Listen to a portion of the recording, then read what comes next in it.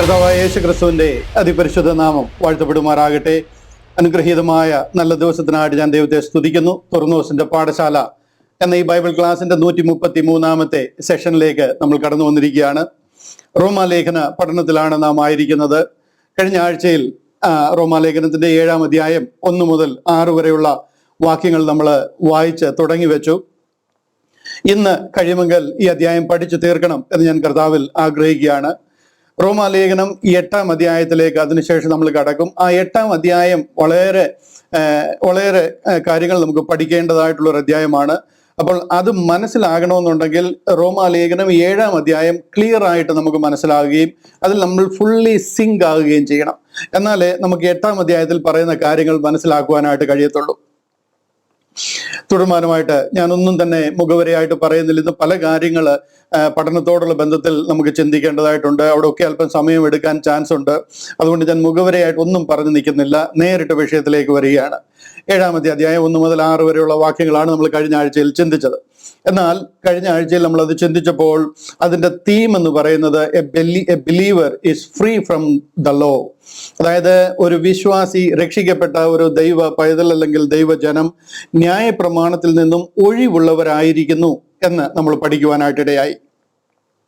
എന്നാൽ നമ്മളത് പഠിച്ചപ്പോൾ അതിന്റെ തീം ഈ ഒരു വിഷയമായതിനാൽ ആ ന്യായപ്രമാണം എന്താണ് പലർക്കും അതിനെക്കുറിച്ചൊരു വേണ്ടുന്നത്ര ഗ്രാഹ്യമില്ല. ജനറലി ഇങ്ങനെ കേട്ടിട്ടുണ്ടെങ്കിലും എന്താണ് ഇതൊക്കെ തമ്മിലുള്ള വ്യത്യാസം എന്നൊരു ഗ്രിപ്പില്ല. അങ്ങനെ പോയി കഴിഞ്ഞാൽ നമുക്ക് ഈ വിഷയത്തെ പൂർണ്ണമായിട്ട് മനസ്സിലാക്കുവാൻ കഴിയത്തില്ല. അപ്പൊ അതുകൊണ്ട് നമ്മൾ കഴിഞ്ഞ ആഴ്ചയിൽ ഓൾഡ് കവണന്റ് എന്താണ്, ഓൾഡ് ടെസ്റ്റമെന്റ് എന്താണ്, ന്യൂ കവണന്റിനെ കുറിച്ച് ബൈബിളിൽ പറഞ്ഞിരിക്കുന്നു, അതെന്താണ്, ന്യൂ കവണന്റ് ചർച്ചകൾ എന്നൊക്കെ കേൾക്കുന്നുണ്ട്. അതുപോലെ തന്നെ ന്യൂ ടെസ്റ്റമെന്റ് എന്ന് പറയുന്നു. ഇതെല്ലാം ആകെപ്പാടെ ഒരു ക്ലാരിറ്റി നമുക്കില്ല. അപ്പൊ അതുകൊണ്ട് അതൊന്ന് അതിൽ തമ്മിലുള്ള വ്യത്യാസം എന്താണെന്നൊന്ന് ചിന്തിക്കുവാനായിട്ട് നമ്മൾ അല്പം സമയം വേർതിരിക്കുവാനായിട്ടിടയായി. ഒത്തിരി പേർക്ക് ഒത്തിരിയും കാര്യങ്ങൾ അതിൽ നിന്ന് മനസ്സിലായി. എന്നാൽ ചിലർക്ക് വീണ്ടും ചില സംശയങ്ങളുണ്ട്. പലരൊക്കെ വീണ്ടും എന്നോട് വിളിച്ച് ചില സംശയങ്ങൾ കൂടെ ചോദിച്ചു. അപ്പൊ എനിക്ക് തോന്നുന്നു പലരും ചോദിച്ചില്ലെങ്കിലും പലർക്കും ഉള്ള സംശയങ്ങളായിരിക്കും. അപ്പൊ അതുകൊണ്ട് ഒരു 5 മിനിറ്റ്, 5 കൂടിയാൽ 10 മിനിറ്റ് കൂടെ അതിലൊന്ന് എടുക്കുവാനായിട്ട് ഞാൻ ആഗ്രഹിക്കുക. കാര്യം നമുക്കൊരു പ്രശ്നമുണ്ടെങ്കിൽ ഇതിനെക്കുറിച്ച് ഒരു ഏകദേശ രൂപം കിട്ടിക്കാണും. പക്ഷേ ഈ വിഷയം നമ്മൾ വേറൊരാളോട് പറയണമെന്നുണ്ടെങ്കിൽ നമുക്കതിൽ നല്ല ഉറപ്പുണ്ടായിരിക്കണം. എപ്പോഴും നമ്മൾ ഈ പാറപ്പുറത്ത് നിന്നാലേ ചെളിയിൽ നിൽക്കുന്ന ഒരാളെ കൈ കൊടുത്ത് ഉയർത്താൻ പറ്റത്തുള്ളൂ. നമ്മളും ഈ ചെളിയിലാണെന്നുണ്ടെങ്കിൽ രണ്ടുപേരുടെയും കാലത്താണ് പോത്തേ ഉള്ളൂ. അതുകൊണ്ട് പാറപ്പുറത്തായിരിക്കണം നമ്മൾ. ആ വചനത്തിൽ നല്ല ഉറപ്പുള്ളവരായിരിക്കണം വേറൊരാൾക്ക് കൈ കൊടുക്കുമ്പോൾ.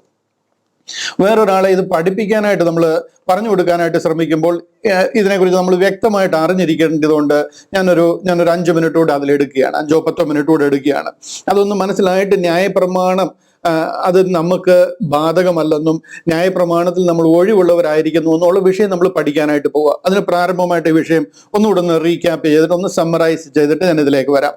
ഓൾഡ് കവണന്റ് എന്താണ്? ഓൾഡ് കവണന്റ് വളരെ സിമ്പിൾ ആണ്, വളരെ ക്ലിയർ ആണ്, അതിൽ യാതൊരു കൺഫ്യൂഷനും ഇല്ല. അബ്രഹാമിന് ദൈവം കൊടുത്ത കവണന്റ്. ഞാൻ വാക്യങ്ങളൊന്നും അധികം കാണിക്കുന്നില്ല, കാര്യം കഴിഞ്ഞ വീഡിയോ കണ്ടു കഴിഞ്ഞാൽ നമുക്ക് ആ വാക്യങ്ങളുടെ എല്ലാം റെഫറൻസോടുകൂടി ഈ വിഷയങ്ങൾ നമുക്ക് മനസ്സിലാകും. അബ്രഹാമിന് ദൈവം കൊടുത്ത വാഗ്ദത്തം അത്.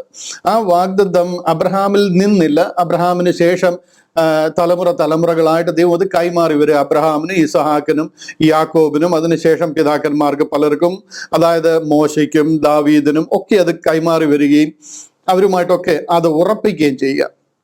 ദാവീദിലൊക്കെ വന്നു കഴിഞ്ഞപ്പോഴത്തേന് അബ്രഹാമിന് കൊടുക്കുമെന്ന് പറഞ്ഞിരിക്കുന്ന ആ സ്വർഗീയ ദേശം, ആ ദേശത്തെ ഒരു രാജാവ് നിത്യം നീതിയോട് വാഴും എന്നൊക്കെ പറഞ്ഞ് ഒരു ഡേവിഡ് കവണന്റ് അതിൽ കൂടെ ചെയ്തിരിക്കുക. അതിനുശേഷം ദാനിയേലിന്റെയൊക്കെ കാലമായി കഴിയുമ്പോഴത്തേന് ദാനിയേലിനെ അത് സ്വപ്നത്തിൽ കൂടെ കാണിച്ചു കൊടുത്തിരിക്കുക.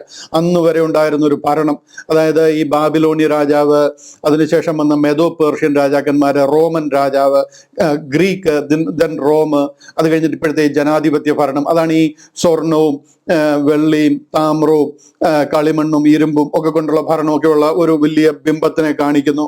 ദാനിയേലിനെ കാണിച്ച ആ ബിംബം, അതിന് ഒരു കല്ല് കൈ തൊടാതെ എവിടുന്നോ പറഞ്ഞു വന്ന് ആ ബിംബത്തെ അടിക്കും. ആ ബിംബം തവിട്ട് പൊടിയായി പോവും. അങ്ങനെ ആ ബിംബത്തെ വന്ന് അടിച്ച് ആ കല്ല് ഒരു മഹാപർവ്വതമായിട്ട് മാറുന്നു. ഈ കല്ലെന്ന് പറയുന്നത് കർത്താവിന്റെ 2-ാം വരവാണ്. ആ കർത്താവിന്റെ രണ്ടാം വരവിലാണ് ഇവിടെയുള്ള എല്ലാ ഭരണകൂടങ്ങളും അവിടെ നിന്ന് തീരും. അതിന് മുമ്പുണ്ടായിരുന്ന ബാബിലോണിയ ഭരണം മുതലുള്ള എല്ലാ ഭരണകൂടങ്ങളും തീരും. കർത്താവ് ആ വന്നടിക്കുന്ന ആ കല്ല് അതൊരു വലിയ മഹാപർവ്വതമായിട്ട് മാറും. ഇതെല്ലാം അബ്രഹാമിന് വാഗ്ദത്തം കൊടുത്തിരിക്കുന്ന വാഗ്ദത്ത പദ്ധതിയുടെ നിറവേറലും അതിന്റെ നിവൃത്തിയുമാണ്. ഇങ്ങനെ പിതാക്കന്മാർക്ക് കൈമാറി വന്നിരിക്കുന്ന ഒരു സ്വർഗരാജ്യത്തിന്റെ ഒരു ഉടമ്പടി, അതിനെയാണ് ഓൾഡ് കവണന്റ് എന്ന് പറയുന്നത്. ദൈവം അബ്രഹാമുമായിട്ട് ചെയ്ത ഒരു ഉടമ്പടി, അതാണ് ഓൾഡ് കവണന്റ്. അതിൽ കൺഫ്യൂഷൻസ് ഒന്നുമില്ല, വളരെ ക്ലിയർ ആണ്. അത് വരാനിരിക്കുന്ന ഒരു രാജ്യത്തെ കുറിച്ച് പറഞ്ഞിരിക്കുന്നതാണ്. അതോടെ ഞാൻ അവിടെ വിടുക. ഓൾഡ് ടെസ്റ്റമെന്റ് എന്താ? ഓൾഡ് ടെസ്റ്റമെന്റ്, പഴയ നിയമം. പഴയ നിയമം എന്ന് പറയുന്നത് ദൈവം ഇസ്രായേൽ മക്കളെ കനാനിൽ നിന്നും വിളിച്ചുകൊണ്ട് മിസ്രൈമിൽ നിന്നും വിളിച്ചുകൊണ്ട് കനാൻ ദേശത്തേക്ക് പോകുമ്പോൾ അവരുടെ ആ പെസഹായൊക്കെ ആചരിച്ച് ചോരത്തെളിയും കയ്പ് ചീരയും ഓടുകൂടൊക്കെ അവർ ആ പെസഹായൊക്കെ ആചരിച്ച് അവർ അവിടുന്ന് പുറപ്പെട്ട 50-ാമത്തെ ദിവസം സീനായി മലയിൽ എത്തിക്കഴിയുമ്പോൾ ദൈവം 50-ാമത്തെ ദിവസം അവർക്കൊരു കൽപ്പന, 10 കൽപ്പന 2 കൽപ്പലകയിൽ എഴുതി കൊടുക്കുക. ആ കൽപ്പലകയിൽ ലഭിക്കുന്ന ആ കൽപ്പനയാണ് ഒറിജിനലി ഓൾഡ് ടെസ്റ്റമെന്റിന്റെ ബേസിക്സ് എന്ന് പറയുന്നത്. എന്നാൽ അത് മാത്രമല്ല, അതോട് ചേർന്ന് ഒരു 623 സബ് ക്ലോസസ് കൂടെ അതിൻ്റെ കൂടെ കൊടുത്തിരിക്കുക. അതിനുശേഷം മോശയ്ക്ക് ദൈവം ഓരോ പ്രാവശ്യവും മോശയിൽ കൂടി ആ നിയമങ്ങളും നിയമാവലികളും ഒക്കെ ചേരുന്ന ഒരു വലിയ നിയമ സംഹിത, അതിനെയാണ് ഓൾഡ് ടെസ്റ്റമെന്റ് എന്ന് പറയുന്നത്. അത് പുറപ്പാട് പുസ്തകം 19-ാം അധ്യായത്തിലും 20-ാം അധ്യായത്തിലുമായിട്ട് ദൈവം കൈമാറുക. എന്നാൽ 24-ാം അധ്യായത്തിൽ യാഗം കഴിച്ച് അതിന്റെ മേലെ രക്തം തളിച്ചു കഴിഞ്ഞ് അത് പ്രാബല്യത്തിൽ വരിക. അതിനെയാണ് ഓൾഡ് ടെസ്റ്റമെന്റ് എന്ന് പറയുന്നത്. നമ്മൾ ആ ഓൾഡ് ടെസ്റ്റമെന്റ് നോക്കിക്കഴിഞ്ഞാൽ ആദ്യത്തെ 5 ബുക്കിലാണ് അത് പ്രധാനമായിട്ട് പറഞ്ഞിരിക്കുന്നത്. അതിനെയാണ് നിയമം, ന്യായപ്രമാണം എന്ന് പറയുന്നത്. ഇതിനെ തോറ അല്ലെങ്കിൽ പെന്റാറ്റുക്ക്, 5 ബുക്കുകൾ, പഞ്ചഗ്രന്ഥങ്ങൾ എന്ന് പറയുന്നത്. ഈ പഞ്ചഗ്രന്ഥങ്ങളെ ഉറപ്പിക്കാനായിട്ടാണ് അതിനുശേഷം കൊടുത്തിരിക്കുന്ന നെവീം അല്ലെങ്കിൽ പ്രവാചക പുസ്തകങ്ങൾ. ആ പ്രവാചകന്മാരെല്ലാം പറയുന്നത് ഈ തോറ നിങ്ങൾക്ക് വേണ്ടി ദൈവം തന്നിരിക്കുന്നു, നിങ്ങളുടെ വാഗ്ദത്വം, നിങ്ങളുടെ അവകാശം, നിങ്ങൾ ദൈവത്തെ പ്രസാദിപ്പിച്ച് അവനെ അനുസരിച്ച് ജീവിക്കണം എന്ന് പറയുന്ന ഉപദേശങ്ങളാണ്. അവർ തെറ്റിപ്പോയത് കൊണ്ടാണ് അവരെ തിരിച്ചു കൊണ്ടുവരുവാനായിട്ട് ഈ പ്രവാചകന്മാരെ ദൈവം അയക്കുന്നത്. 5 മേജർ പ്രോഫറ്റ്സും 12 മൈനർ പ്രോഫറ്റ്സും ഒക്കെ ആയിട്ട് 10-17 പ്രവാചകന്മാരെ അയക്കുക. അവരെല്ലാം പറയുന്നത് ഈ തോറയിൽ അവരെ ഉറപ്പിക്കുക. ഇതേ കാര്യം തന്നെയാണ് അതിനുശേഷമുള്ള കെത്വീം എന്ന് പറയുന്ന ബുക്കിലും പറഞ്ഞിരിക്കുന്നത്. അതിന് ബുദ്ധി ഉപദേശിക്കുകയും വിജ്ഞാന പുസ്തകങ്ങള്, കാവ്യ പുസ്തകങ്ങള്, ചരിത്ര പുസ്തകങ്ങള്, ഇതെല്ലാം കൂടെ ചേരുന്നത്, അതായത് സങ്കീർത്തനങ്ങള്, സഭാപ്രസംഗി, സദൃശവാക്യങ്ങള്, റൂത്ത്, എസ്തർ, ഇങ്ങനെയുള്ള പുസ്തകങ്ങളെല്ലാം കൂടെ ചേരുന്നതാണ് കെത്വീം എന്ന് പറയുന്നത്. ഇതിനെയാണ് തോറ, നെവീം, കെത്വീം, തനാക്ക് എന്ന് പറയുന്ന അവരുടെ പഴയ നിയമം, അല്ലെങ്കിൽ നമ്മുടെ പഴയ നിയമം, അല്ലെങ്കിൽ അവരുടെ വിശുദ്ധ ഗ്രന്ഥം.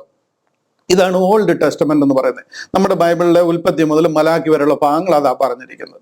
ഇതാണ് ഓൾഡ് ടെസ്റ്റമെന്റ്. ഇതിനകത്തിലും കൺഫ്യൂഷൻ ഒന്നും വലുതായിട്ടില്ല, ക്ലിയർ ആണ് എന്ന് ഞാൻ മനസ്സിലാക്കുന്നു. ഇനി ന്യൂ കവണന്റിലേക്ക് വരാം. ന്യൂ കവണന്റ് എന്ന് പറഞ്ഞു കഴിഞ്ഞാൽ ദൈവം ഇസ്രായേൽ ജനത്തോട് ചെയ്യാനിരിക്കുന്ന ഒരു ഉടമ്പടിയെ കുറിച്ചാണ് പറഞ്ഞിരിക്കുന്നത്. അത് ജെറമ്യാ പ്രവാചകന്റെ ഒക്കെ പുസ്തകം നോക്കിക്കഴിഞ്ഞാൽ നമുക്ക് കാണാം. 31 മുതൽ 34 വരെ യെരമ്യാ പ്രവാചകൻ അത് പറഞ്ഞിട്ടുണ്ട്.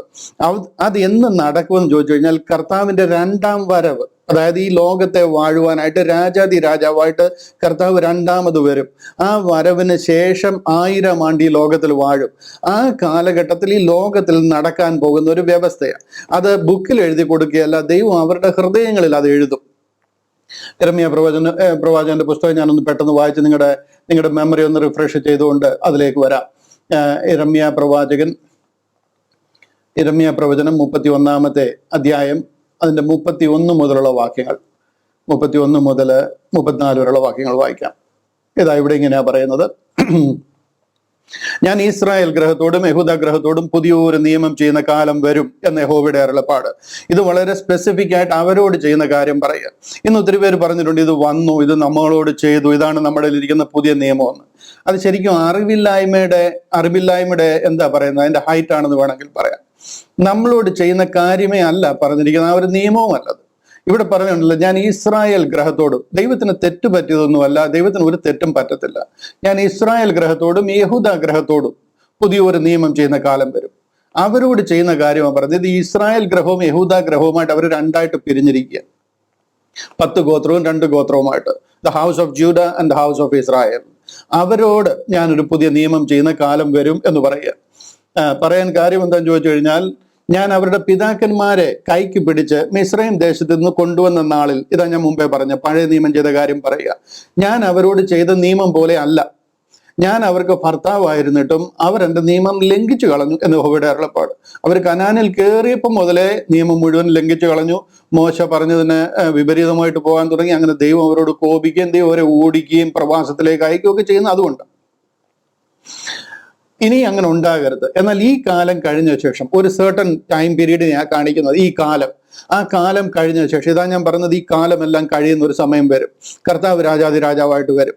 വരുന്നതിന് ശേഷം അവരോടൊപ്പം ഈ ലോകത്തിൽ ദൈവം ആയിരിക്കുമ്പോൾ 1000 ആണ്ട് വാഴും. ആ വാഴുന്ന സമയത്ത് ദൈവം അവരുടെ ഉള്ളിലാക്കും, അവരുടെ ഹൃദയത്തിലാക്കും.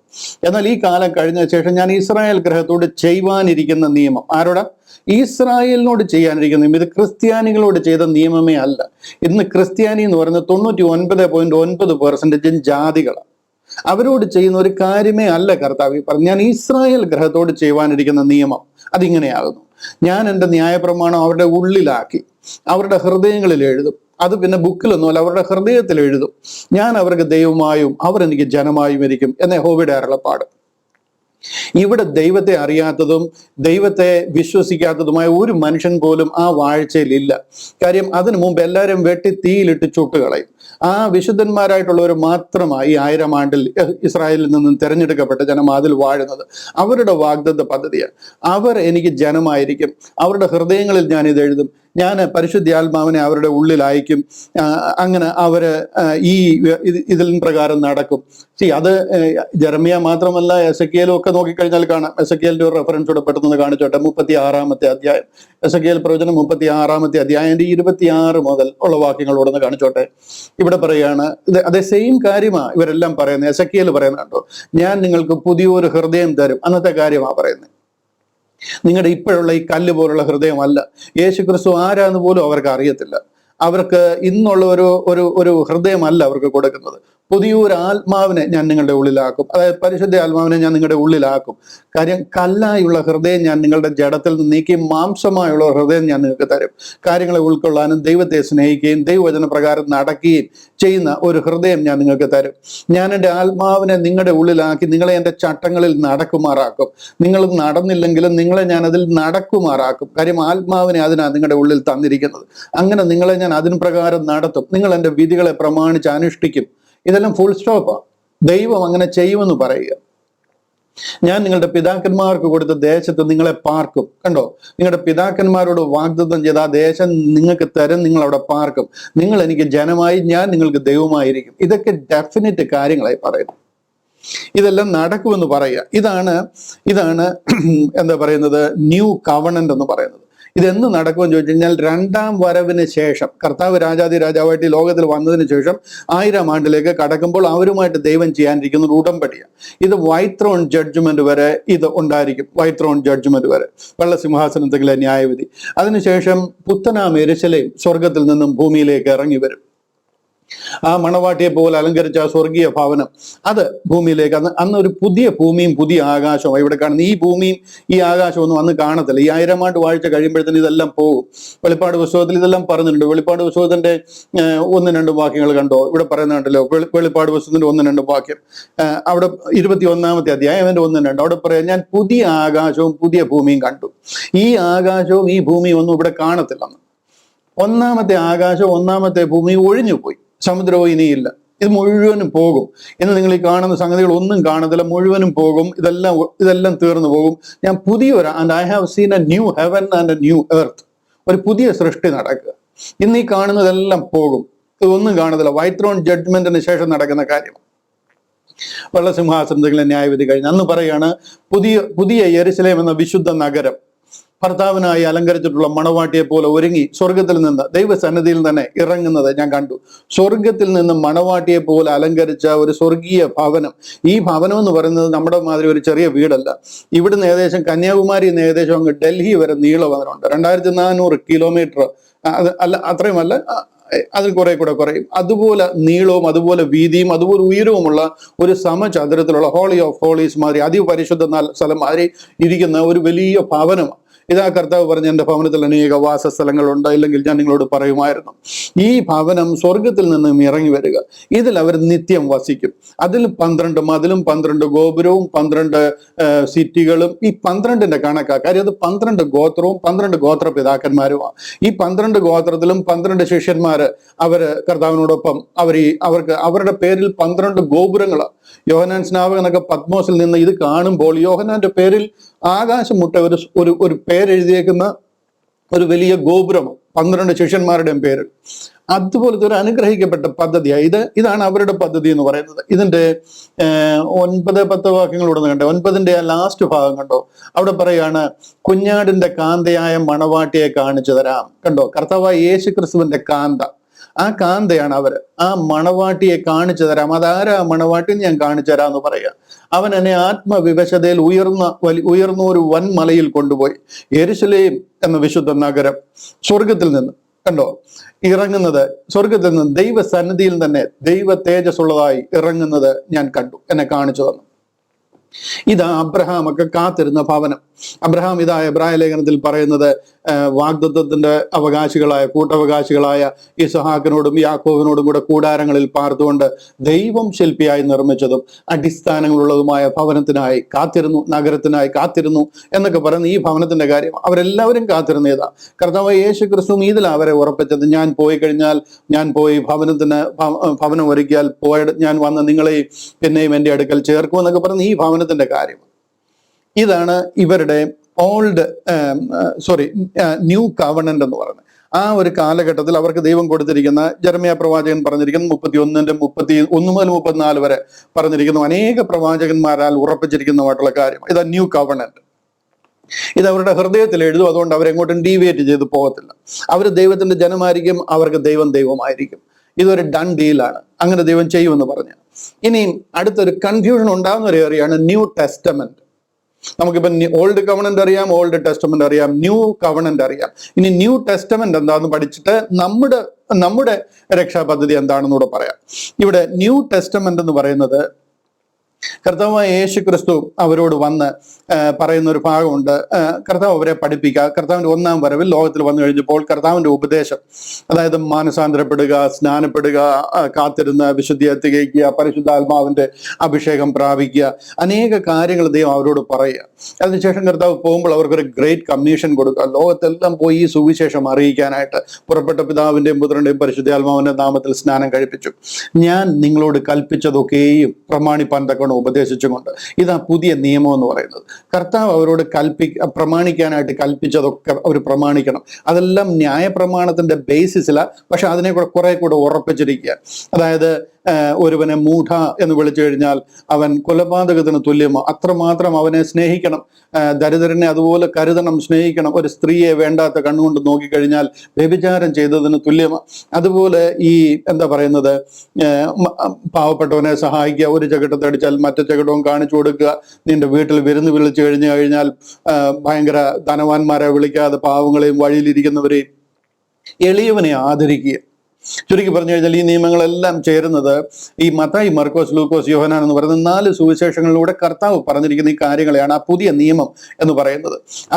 അതിൽ പ്രധാനപ്പെട്ട കാര്യങ്ങൾ മാനസാന്തരപ്പെടുക. മാനസാന്തരം എന്ന് പറയുമ്പോഴത്തേന് യഹൂദൻ ദൈവ വിളിയിൽ നിന്നും വീണു പോയിരിക്കും. അവന് സത്യം എന്താണെന്ന് അറിയാതെ. അതുകൊണ്ട് മാനസാന്തരപ്പെട്ട് മടങ്ങി വരാനായിട്ട് ദൈവം അവരോട് പറയുക. അങ്ങനെ മടങ്ങി വരുന്നവരെ സ്നാനപ്പെടുത്തി അവരെ വിശുദ്ധീകരിക്കാനായിട്ട് പറയുക. വിശ്വസിക്കുകയും സ്നാനമേൽക്കുകയും ചെയ്യുന്നവൻ രക്ഷിക്കപ്പെടും. ഇതാണ് പുതിയ നിയമം എന്ന് പറയുന്നത്. ഈ നിയമങ്ങൾ ദൈവം അവർക്ക് കൊടുക്കുക. മത്തായി, മർക്കോസ്, ലൂക്കോസ്, യോഹന്നാനിൽ പറഞ്ഞിരിക്കുന്നത് ഇതാണ്. ഇതില് സ്പെസിഫിക് ആയിട്ട് മത്തായിയുടെ സുവിശേഷം 5, 6, 7 ഈ സെർമൺ ഓഫ് ദ മൗണ്ട് പഠിച്ചു കഴിഞ്ഞാൽ നിങ്ങൾക്ക് അവിടെ കാണുവാനായിട്ട് കഴിയും. ഇത് ദൈവം കർത്താവ് ഓരോ ദിവസവും അവരോട് പറയുന്നെങ്കിലും അത് ഓരോ ദിവസവും അങ്ങ് പ്രാബല്യത്തിൽ വരികയല്ല. അതിനെ പ്രാബല്യത്തിൽ വരണമെന്നുണ്ടെങ്കിൽ ഈ നിയമ കർത്താവിന്റെ മരണം തെളിയുവാൻ ആവശ്യം. കഴിഞ്ഞ പ്രാവശ്യം ഞാൻ അതെല്ലാം എടുത്ത് കാണിച്ച ആ വാക്യങ്ങളൊക്കെ എബ്രായ ലേഖനത്തിൽ നിന്ന്. ഈ നിയമ കർത്താവ് മരിക്കണം, ഇതൊരു വില്ലാണ്. ആ വില്ല് പ്രാബല്യത്തിൽ വരണമെന്നുണ്ടെങ്കിൽ അതിന്റെ മേൽ രക്തം തളിക്കണം. ആ രക്തം ആ കർത്താവ് പെസഹ നാളിൽ തളിക്കുന്നത്. ഇത് എൻ്റെ രക്തത്തിന് പുതിയ നിയമമാകുന്നു. ആ പുതിയ നിയമത്തിന്മേൽ കർത്താവിന്റെ കാൽവറി രക്തം തളിക്കപ്പെടുക. ഇതാണ് എൻ്റെ രക്തത്തിന് പുതിയ നിയമമാകുന്നു എന്ന് കർത്താവ് പറയുന്ന ആ പുതിയ നിയമം. അത് പ്രാബല്യത്തിൽ വരാൻ പോവുക. അത് ഞങ്ങൾ എന്നാൽ ആരംഭിക്കട്ടെ എന്ന് ചോദിച്ചു കഴിഞ്ഞപ്പോൾ കർത്താവ് പറയുക, വെയിറ്റ് ചെയ്യുക, പരിശുദ്ധാത്മാവ് നിങ്ങളുടെ മേൽ വരും. പരിശുദ്ധാത്മാവ് വന്നു കഴിയുമ്പോൾ നിങ്ങൾക്ക് ഇത് ആരംഭിക്കാം. അതുകൊണ്ട് വേറെങ്ങും വാങ്ങിപ്പോകരുത്. യെരുശലേമിലും യഹൂദിയിലും പാർപ്പീൻ. നിങ്ങൾ അവിടെ ഒന്നിച്ചു കൂടി വന്നിരുന്ന് പ്രാർത്ഥിക്കാൻ പറയും. 12 ശിഷ്യന്മാർ 120 പേരോട് ചേർന്നിരുന്ന് ആ സഹിയോൻ മാളിക മുറിയിൽ പ്രാർത്ഥിച്ചുകൊണ്ടിരുന്നപ്പോൾ പരിശുദ്ധാത്മാവ് അവരുടെ മേൽ വാഗ്ദത്തം പോലെ വരികയും അന്ന് ഈ ന്യൂ ടെസ്റ്റമെന്റ് പ്രാബല്യത്തിലാവുകയും ചെയ്യുക. ഈ ഓൾഡ് ടെസ്റ്റമെന്റ് പ്രാബല്യത്തിലായത് ഒരു പെന്തക്കോസ് നാളിലാണ്. അവര് മിസ്രൈമിൽ നിന്നും പുറപ്പെട്ട 50-ാമത്തെ നാൾ സീനായിൽ വരുമ്പോഴാണ് കർത്താവ് മോശയെ വിളിക്കുന്നതും ദൈവം മോശയെ വിളിക്കുന്നതും ആ 2 കൽപ്പലക കൈമാറുകയൊക്കെ ചെയ്യുന്നത്. അതേ ദിവസം തന്നെ ഈ പെന്തക്കോസ് നാളിൽ ഈ പുതിയ നിയമം അതിന്റെ മേലെ രക്തം തളിച്ച് അത് പ്രാബല്യത്തിൽ വരിക. ഇതാണ് 12 അപ്പോസ്തലന്മാരും ബാക്കിയുള്ളവരും എല്ലാം പ്രസംഗിച്ചിരുന്ന പുതിയ നിയമം എന്ന് പറയുന്നത്. ഇതാണ് മുന്നോട്ട് പോയിക്കൊണ്ടിരുന്നത്. എന്നാൽ ഇത് പോയിക്കൊണ്ടിരിക്കുമ്പോൾ തന്നെ യഹൂദനെ സംബന്ധിച്ചിടത്തോളം അവർ ഈ ഒരു വിശ്വാസത്തിലേക്ക് വരണം. വിശേഷാൽ ജെറുസലേം എന്ന് പറയുന്നത് ദൈവത്തിന്റെ നഗരമാണ്. ദൈവം രാജാവായിട്ട് അതിനെ ക്യാപിറ്റലാക്കി അതിനെ വാഴാൻ പോകുന്ന നഗരമാണ് യെരുശലേം എന്ന് പറയുന്നത്. ആ യെരുശലേം ദേവാലയവും ഒക്കെ ദൈവവചനത്തെ സംബന്ധിച്ചിടത്തോളം വളരെ പ്രസക്തമാണ്. അവിടുത്തെ മഹാപുരോഹിതനായിട്ട്, അവിടെയുള്ള പൗരോഹിത്യ വൃന്ദമായിട്ട്, സദൂക്യന്മാരായിട്ട്, പരീശന്മാരായിട്ട്, ശാസ്ത്രിമാരിൽ പ്രധാനികളാകട്ടെ, നിറയെ ജനം, അവിടുത്തെ ജനങ്ങളെ പൊതുവെ എടുത്തു കഴിഞ്ഞാൽ ഒരു 10-15% ആൾക്കാർ ഇതിൽ വിശ്വസിച്ചു, അല്ലെങ്കിൽ ഇതിനോട് അനുകമ്പയുണ്ട്, അല്ലെങ്കിൽ ഇതിലോട്ട് വന്നിട്ടുണ്ടെന്ന് നമുക്ക് പറയാം. ബാക്കിയുള്ളവരാരും എല്ലാവരും വെളിയിൽ നിൽക്കുക. അവരൊന്നും ഈ വിശ്വാസത്തിലേക്ക് വന്നിട്ടില്ല. കർത്താവിന്റെ ക്രൂശീകരണം കഴിഞ്ഞതിന് ശേഷം അവരെല്ലാം എതിരായിരിക്കുക. കാര്യം അവരെ എല്ലാവരും കള്ളക്കഥ പറഞ്ഞ് പ്രചരിപ്പിച്ചിരിക്കുക. മഹാപുരോഹിതനൊക്കെ അതിൽ വളരെ മുൻകൈ എടുത്ത് കർത്താവിന് എതിരായിട്ട് തിരിഞ്ഞിരിക്കുക. ആ പരിശുദ്ധാത്മാവിന്റെ അഭിഷേകം ഉണ്ടായി അവരെ ആ ശക്തിപ്പെടുത്തി ആരംഭിച്ച ആ ഒരു പദ്ധതിയിൽ അവർ നിൽക്കാതെ ഇതിനെതിരായിട്ട് തിരിഞ്ഞിരിക്കുക. ആ ശക്തി പ്രാപിച്ച സഭയെ ഉപദ്രവിക്കുക, പീഡിപ്പിക്കുക, ഈ 12 അപ്പോസ്തലന്മാരെ പിടിച്ച് ജയിലിലിടുക, ഈ കാര്യങ്ങൾ പറയുന്നവരെ തല വെട്ടി കൊന്നുകളയുക. അതുപോലുള്ള പ്രവർത്തനങ്ങളാണ് യെരുശലേമിൽ ചെയ്യുന്നത്. ബാക്കിയുള്ളിടത്തും ഇത് തന്നെയാണ് നടക്കുന്നത്. ആക്ച്വലി യെരുശലേം ആദ്യം രക്ഷിക്കപ്പെടണം, പിന്നെ യഹൂദിയ ദേശം മുഴുവനും രക്ഷിക്കപ്പെടണം, പിന്നെ ശമരിയ അതായത് ഇസ്രായേൽ മുഴുവനും രക്ഷിക്കപ്പെടണം, പിന്നെ ഉലകത്തിൽ മുഴുവനും ചിതറിപ്പാർക്കുന്ന മറ്റ് ആൾക്കാർ അല്ലെന്നുണ്ടെങ്കിൽ യഹൂദന്മാർ രക്ഷിക്കപ്പെടണം. ഇതാണ് അവരുടെ പദ്ധതി. ഇതാണ് അവർ പ്രസിദ്ധമാക്കേണ്ടിയിരുന്നത്. എന്നാൽ അവര് വളരെ പ്രയാസത്തിൽ കൂടെയും കഷ്ടപ്പാടുകളിൽ കൂടെയും ഒക്കെയാണ് മുന്നോട്ട് പോയിക്കൊണ്ടിരുന്നത്. പരിശുദ്ധാത്മാവിന്റെ അഭിഷേകം അവരുടെ മേലുണ്ട്. എന്നിരുന്നാലും എതിരി ഭയങ്കര ശക്തമായിട്ട് അവർക്കെതിരായിട്ട് നിൽക്കുക. ഓരോ സ്ഥലങ്ങളും നമുക്ക് അപ്പോസ്തല പ്രവൃത്തികൾ 3-ാം അധ്യായത്തിൽ കാണാം, 4-ാം അധ്യായം, 5-ാം അധ്യായം, 6-ാം അധ്യായം ഒക്കെ പഠിക്കുമ്പോൾ അവർ നേരിടുന്ന പ്രയാസങ്ങളെ നമുക്ക് കാണുവാനായിട്ട് കഴിയും. അങ്ങനെ അവർ സ്തേഫാനോസിനെ കൂടി എറിഞ്ഞു കൊല്ലുന്ന ഒരു ഇൻസ്റ്റൻസ് ഉണ്ടാകുക 7-ാം അധ്യായം വരുമ്പോഴത്തേന്. പരിശുദ്ധാത്മ പൂർണ്ണനായി നിൽക്കുന്ന സ്തേഫാനോസിനെ കൂടെ കൊന്നു കഴിയുമ്പോഴത്തേന് ദൈവം അവരുടെ ആ വാഗ്ദത്ത പദ്ധതികൾ കൈവിടുകയാണ്.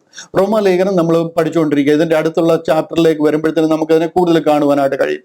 റോമാലേഖനം 11-ാം അധ്യായത്തിൽ ഇതേപ്പറ്റി കുറെ വിവരണങ്ങൾ കൊടുത്തിട്ടുണ്ട്. നമ്മളത് പഠിക്കുമ്പോൾ കുറെ കൂടെ കാര്യമായിട്ട് മനസ്സിലാവും. ഇത് കണ്ടില്ലേ 11-ാമത്തെ വാക്യത്തിൽ പറയുന്നത്, റോമൻസ് 11:11. എന്നാൽ അവർ വീഴേണ്ടതിനോ ഇടറിയത് എന്ന് ഞാൻ ചോദിക്കുന്നു, ഒരു നാളുമല്ല. അവർക്ക് എരിവ് വരുത്തുവാൻ അവരുടെ ലംഘനം ഹേതുവായി ജാതികൾക്ക് രക്ഷ വന്നു എന്നേ ഉള്ളൂ. അവർ വീണു പോയതുകൊണ്ട് through the fall of Israel salvation, rather through the fall of Israel salvation came unto the Gentiles. കണ്ടില്ലേ, അവരുടെ വീഴ്ച നിമിത്തം അവർ വീണുപോയി, അവരുടെ ലംഘനം ഹേതുവായി ജാതികൾക്ക് രക്ഷ വന്നു. അവർ വീണു പോകുന്നതായിട്ടും, എന്നാൽ അവരുടെ ലംഘനം, ഇവിടെയൊക്കെ ലംഘനം എന്നൊക്കെ പറഞ്ഞ് അതിനെ കുറെ ഒന്ന് ലൈറ്റ് ആക്കിയേക്ക. ഇംഗ്ലീഷ് കണ്ടില്ലേ, now if the fall of them, വീഴ്ച, ലംഘനമല്ല, fall of them be the riches of the world, and the diminishing of them the riches of the Gentiles, how much more their fullness. എന്നാൽ അവരുടെ ലംഘനം ലോകത്തിന് ധനവും, ലോകം എന്നൊക്കെ പറയുന്നത് നമ്മളെ ജാതികള്, ധനവും, അവരുടെ നഷ്ടം ജാതികൾക്ക് സമ്പത്ത് എന്ന് പറഞ്ഞാൽ കാശല്ല, ആത്മീക സമ്പത്ത് വരുവാൻ കാരണമായി എങ്കിൽ അവരുടെ യഥാസ്ഥാപനം എത്രയധികം. ഇവരിവിടെ വീണു പോകുന്ന ഒരു ഇൻസ്റ്റൻസ്. ഞാനിത് ഈ അധ്യായമൊക്കെ വരുമ്പോൾ തന്നെ കുറെ കൂടെ ഡീറ്റെയിൽ ആയിട്ട് അതിനെക്കുറിച്ച് പറയാം. ഇന്ന് അധികം അവിടെ നിൽക്കുന്നില്ല. ഇതിന്റെ 26-ാമത്തെ വാക്യം കണ്ടില്ല. അങ്ങനെ വീണു പോയെങ്കിൽ ഇതൊരു ടെമ്പററി വീഴ്ചയാണ്. പെർമനന്റ് ആയിട്ട് അവരെ അങ്ങ് ഡിലീറ്റ് ചെയ്ത് കളയുകയല്ല. ദൈവം അബ്രഹാമിന് കൊടുത്തിരിക്കുന്ന വാഗ്ദത്തമാണ്. അത് ദൈവത്തിന് പാലിക്കാതിരിക്കാൻ പറ്റത്തില്ല. ദൈവത്തിന്റെ പദ്ധതിയാണ്. അപ്പോ ഇത് വീണു പോയെങ്കിൽ ഇതിന്റെ 26-ാമത്തെ വാക്യം കണ്ട് അവിടെ പറയാം, ഇങ്ങനെ ഇസ്രായേൽ മുഴുവനും രക്ഷിക്കപ്പെടും. ദൈവം അവരുടെ ഇടയിൽ ഇറങ്ങി വരും. ദൈവം അവരുടെ പാപം അവരോട് ക്ഷമിക്കും. 27, വിടുവിക്കുന്നവൻ സിയോനിൽ നിന്ന് വരും. കണ്ടോ, അവൻ യാക്കോബിൽ നിന്ന് അഭക്തിയെ മാറ്റും. യാക്കോബ് എന്ന് പറയുന്ന ഇസ്രായേല, അവരിൽ നിന്ന് ഈ അഭക്തിയെ മാറ്റും. അവരെല്ലാവരും കുത്തിയവങ്കിലേക്ക് നോക്കും. അവർ കുലം കുലമായിട്ട് വിലപിച്ച് കർത്താവിന്റെ പാദപീഠത്തിൽ വീഴും. ഞാൻ അവരുടെ പാപങ്ങളെ നീക്കുമ്പോൾ ഇത് ഞാൻ അവരോട് ചെയ്യുന്ന നിയമം എന്ന് എഴുതിയിരിക്കുന്നത്. കർത്താവ് അവരുടെ പാപം ക്ഷമിക്കും. Israel as a whole nation, അവരുടെ പാപം ദൈവം ക്ഷമിക്കും. ഇതിനെ മഹാപാപ പരിഹാര ദിനം എന്ന് പറയുന്നത്. ഇങ്ങനൊരു മഹാപാപ പരിഹാര ദിനം ഇവർക്ക് വരാനിരിക്കുക. ഇതിനെയാ പറയുന്നത് യോം കിപ്പോർ എന്ന് അവർ പറയുന്ന പെരുന്നാൾ. ഈ കഴിഞ്ഞ പ്രാവശ്യം 2023 പ്രശ്നം ഉണ്ടാകുമ്പോൾ അന്ന് യോം കിപ്പോറിന്റെ പെരുന്നാളാണ് നടക്കുന്നത്. ആ പെരുന്നാൾ അവർ ആഘോഷിച്ചുകൊണ്ടിരിക്കുമ്പോഴാണ് ഈ പ്രശ്നം അവിടെ ഉണ്ടാകുന്നത്. ഈ യോം കിപ്പോർ എന്ന് പറഞ്ഞു കഴിഞ്ഞാൽ മഹാപാപ പരിഹാര പെരുന്നാൾ, പ്രായച്ചിത്ത ദിനം എന്ന് പറയുന്ന പെരുന്നാൾ. അത് കർത്താവ് അവരോട് ക്ഷമിക്കും എന്ന് എഴുതിയിരിക്കുന്നുവല്ലോ. കാര്യം സുവിശേഷം സംബന്ധിച്ച് അവർ നിങ്ങൾ നിമിത്തം ശത്രുക്കളായിരിക്കുക എനിക്കിപ്പോൾ, പക്ഷെ എന്നിരുന്നാലും അവരുടെ തെരഞ്ഞെടുപ്പ് സംബന്ധിച്ചോ പിതാക്കന്മാർ നിമിത്തം പ്രിയന്മാരാ. അങ്ങനെ ദൈവം അവരെ തിരഞ്ഞെടുക്കുകയും അവരെ യഥാസ്ഥാനപ്പെടുത്തുകയും ചെയ്യും. അർത്ഥാൽ ഞാൻ ഈ പറഞ്ഞു വരുന്നതിന്റെ കാര്യം ഒരു വാക്യം കൂടെ ഒന്ന് കാണിച്ചിട്ട് ഞാൻ അതിലേക്ക് വരാം. അതായത് മത്തായി 24 എന്ത് നടക്കുമെന്നതിന്റെ 30-ാമത്തെ വാക്യം മാത്രം ഒന്ന് വായിക്കാം. മത്തായി 24-ന്റെ 31 അവിടെ പറയുന്നത് കണ്ടോ, അവൻ തന്റെ ദൂതന്മാരെ മഹാകാഹള ധ്വനിയോടുകൂടെ അയക്കും. ആരെ? കർത്താവ് രാജാതി രാജാവായിട്ട് ആ ലോകത്തിൽ വരുന്ന ദിവസം കർത്താവ് തന്റെ ദൂതന്മാരെ മഹാകാഹള ധ്വനിയോടുകൂടി അയക്കും.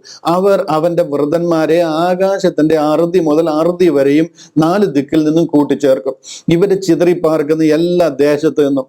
ഇവരന്നും ചിതറിപ്പാർക്കുക, ഇന്നും ചിതറിപ്പാർക്കുക. ഇന്നും 35% യഹൂദനെ ഇസ്രായേലിലുള്ളൂ. ബാക്കി യഹൂദന്മാരങ്ങ് അമേരിക്ക മുതൽ ന്യൂസിലാൻഡ് വരെ ചിതറിക്കിടക്കുക. അത് ഇന്നും ഇന്നലെ ചിതറിയതല്ല, അങ്ങ് BC ചിതറിപ്പോയത്. ഇന്നും അങ്ങനെയാണ്, അന്നും അങ്ങനെയാണ്. അവരെ എല്ലാവരെയും കൂട്ടിച്ചേർക്കണം. എവിടെ? ഇസ്രായേലിൽ കൂട്ടിച്ചേർക്കണം. അതെങ്ങനെ പറ്റും? അത് ദൈവം ചെയ്യും. ദൈവം തന്റെ ദൂതന്മാരെ അയക്കും. അങ്ങനെ മഹാകാഹള ധ്വനിയോടുകൂടി അയക്കും. അവർ അവന്റെ വൃതന്മാരെ ആകാശത്തിന്റെ അറുതി മുതൽ അറുതി വരെ 4 ദിക്കിൽ നിന്നും കൂട്ടിച്ചേർക്കും. ഇതെല്ലാം ഒരു വലിയ ദൈവിക പദ്ധതിയുടെ ഭാഗമാണ്. ഇത് നടക്കാൻ പോകുന്നത് കർത്താവിന്റെ 2ാമത്തെ വരവെങ്കിലാണ്. ഇനി ഇവിടെ ഞാൻ ഇതെല്ലാം പറഞ്ഞു വരുന്നത് എന്തിനാന്ന് ചോദിച്ചു കഴിഞ്ഞാൽ ന്യൂ ടെസ്റ്റമെന്റ് എന്താണെന്ന് നിങ്ങൾക്ക് മനസ്സിലാകാൻ. ഇത് കഴിഞ്ഞു കഴിയുമ്പോൾ ഇത് യൂട്യൂബിൽ അവൈലബിൾ ആകും. നിർത്തി നിങ്ങൾ ഇത് കേട്ട് ഈ സീക്വൻസും കാര്യങ്ങളും എല്ലാം ഒന്ന് മനസ്സിലാക്കി വെക്കണം. ബൈബിളുമായിട്ടൊന്ന് താരതമ്യം ചെയ്ത് നോക്കണം, ഇത് ഇങ്ങനെ തന്നെയാണോ എന്ന്. ഇനി ഇവരെ ദൈവം കൈവിട്ടു എന്ന് ഞാൻ പറഞ്ഞല്ലോ. സ്തെഫാനോസിനെ കൂടി എറിഞ്ഞു കൊന്നു കഴിഞ്ഞപ്പോൾ ദൈവം ഇവരെ കൈവിടുകയും ഇതിനുശേഷം ഇവിടെ ഒരു പുതിയ പദ്ധതി ആരംഭിക്കുക. ഇതിനെയാണ് അപ്പോസ്തലനായ പൗലോസിനെ വിളിക്കുന്നത് ഇതിനു വേണ്ടിയിട്ട്. അന്ന് മുതൽ ഒരു dispensation of the grace of God, കൃപായുഗം എന്ന് പറയുന്ന ഒരു കാലഘട്ടം ആരംഭിക്കുക. ആ കാലഘട്ടം ആരംഭിച്ചു കഴിഞ്ഞത് ദൈവം ഒരു പുതിയ വ്യവസ്ഥ ആരംഭിക്കുക. അതിനെയാണ് the church, the body of Christ എന്ന് പറയുന്ന ഒരു പ്രസ്ഥാനം അല്ലെങ്കിൽ ഒരു പുതിയ ദൈവിക പദ്ധതി ആരംഭിക്കുക.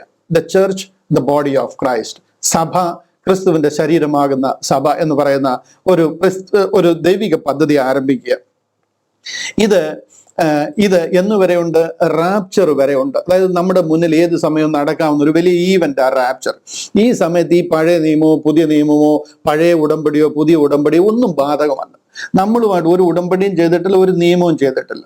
ഒരു നിയമത്തിനും നമ്മൾ ബാധകമല്ല. ഇപ്പൊ നമ്മൾ പഠിക്കാൻ പോകുന്നത് ന്യായപ്രമാണത്തിൽ നമ്മൾ ഒഴിവുള്ളവരായിരിക്കുന്നു എന്ന്. ന്യായപ്രമാണം നമുക്ക് ഇതിന്റെ മുമ്പിൽ നമ്മൾ മരിച്ചിരിക്കുന്നു എന്ന കാര്യം, അത് നമ്മളുമായിട്ട് യാതൊരു ബന്ധവുമില്ലെന്ന് പഠിക്കാൻ പോവുക.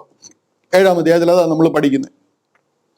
പുതിയ നിയമത്തിന്റെ കാര്യവും അതുപോലെ തന്നെയാണ്. നമ്മൾ പഠിച്ച് മുന്നോട്ട് കയറുമ്പോൾ നമുക്ക് അതെല്ലാം മനസ്സിലാകും. ഒട്ടുമുക്കാലും പേർക്ക് നിങ്ങൾക്ക് അതിനെക്കുറിച്ചൊരു നല്ല ഗ്രാഹ്യമുണ്ട് എന്ന് ഞാൻ മനസ്സിലാക്കുന്നു. നമ്മളെ ഇവിടെ ഏൽപ്പിച്ചിരിക്കുന്ന ഒരു കൃപയുടെ സുവിശേഷമുണ്ട്. അത് കർത്താവായ യേശു ക്രിസ്തു കാൽവറിയിൽ തകർക്കപ്പെട്ട് അതിലെ രക്തത്തിൽ കൂടെ നമ്മളെ വിലയ്ക്ക് വാങ്ങിയിരിക്കുക.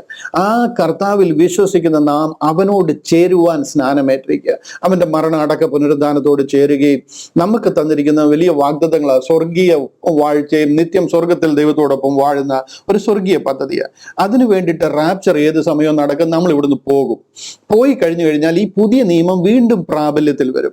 ദൈവം എവിടെ ഈ സ്തെഫാനോസിനെ എറിഞ്ഞു വന്നപ്പോൾ എവിടെ ഈ കാര്യങ്ങളെ ഹോൾഡ് ചെയ്തോ ആ ഹോൾഡ് റിലീസ് ആവുകയും നമ്മൾ ഇവിടുന്ന് പോയി കഴിയുമ്പോഴത്തെ അടുത്ത ഈവന്റ് നമ്മളിപ്പോൾ വായിച്ചു കേട്ടത് കണ്ടില്ലയോ? വിടുവിക്കുന്നവൻ സിയോനിൽ നിന്ന് വരും, ദൈവം അവരെ കൂട്ടിച്ചേർക്കും, യാക്കോബിൽ നിന്ന് അഭക്തിയെ മാറ്റും എന്നൊക്കെ പറയുന്നൊരു കാലം കണ്ടോ? അത് യഹൂദനെ റീസ്റ്റോർ ചെയ്യുന്ന കാലമാണ്, അവരെ യഥാസ്ഥാനപ്പെടുത്തുന്ന കാലമാണ്.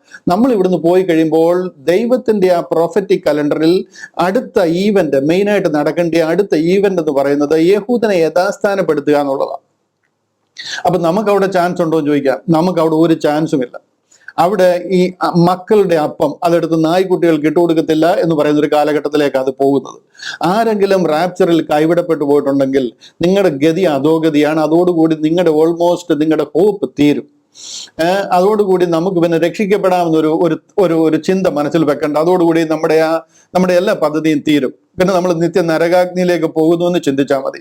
യഹൂദനെ യഥാസ്ഥാനപ്പെടുന്ന ഒരു കാലഘട്ടമാണ്.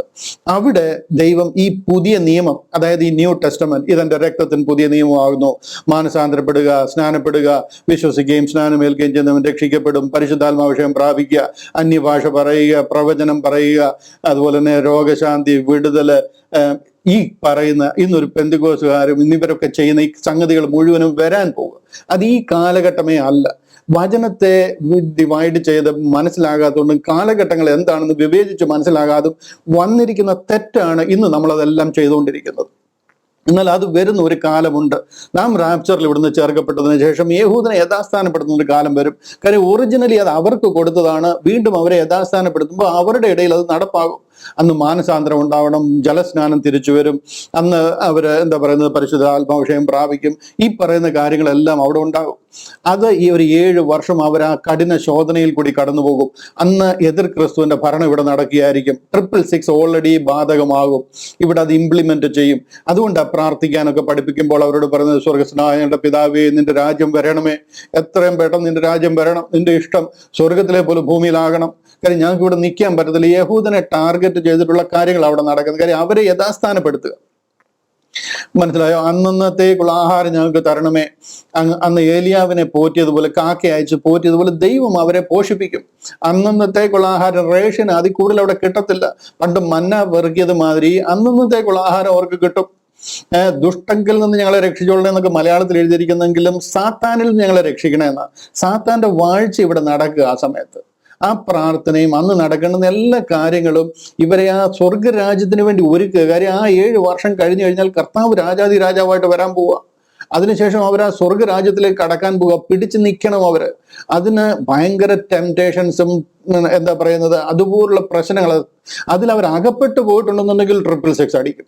666 അടിച്ചു കഴിഞ്ഞാൽ സാത്താന്റെ ആളായിപ്പോയി. പിന്നെ അവനെ തിരിച്ചു കൊണ്ടുവരാനേ പറ്റത്തില്ല. ഇതാ എബ്രായ ലേഖനത്തിലൊക്കെ പറയുന്നത്, ഒരിക്കൽ പ്രകാശനം ലഭിച്ചിട്ട് പരിശുദ്ധാത്മാവിനെ പ്രാപിക്കുകയും ദൈവത്തിന്റെ ആ ദൈവിക ശക്തിയും അനുഭവിച്ചവർ പിന്തിരിഞ്ഞു പോയി കഴിഞ്ഞാൽ പിന്നെ അവനെ തിരിച്ചു കൊണ്ടുവരാൻ പറ്റത്തില്ല എന്ന് പറയുന്ന കാലഘട്ടമാണ്.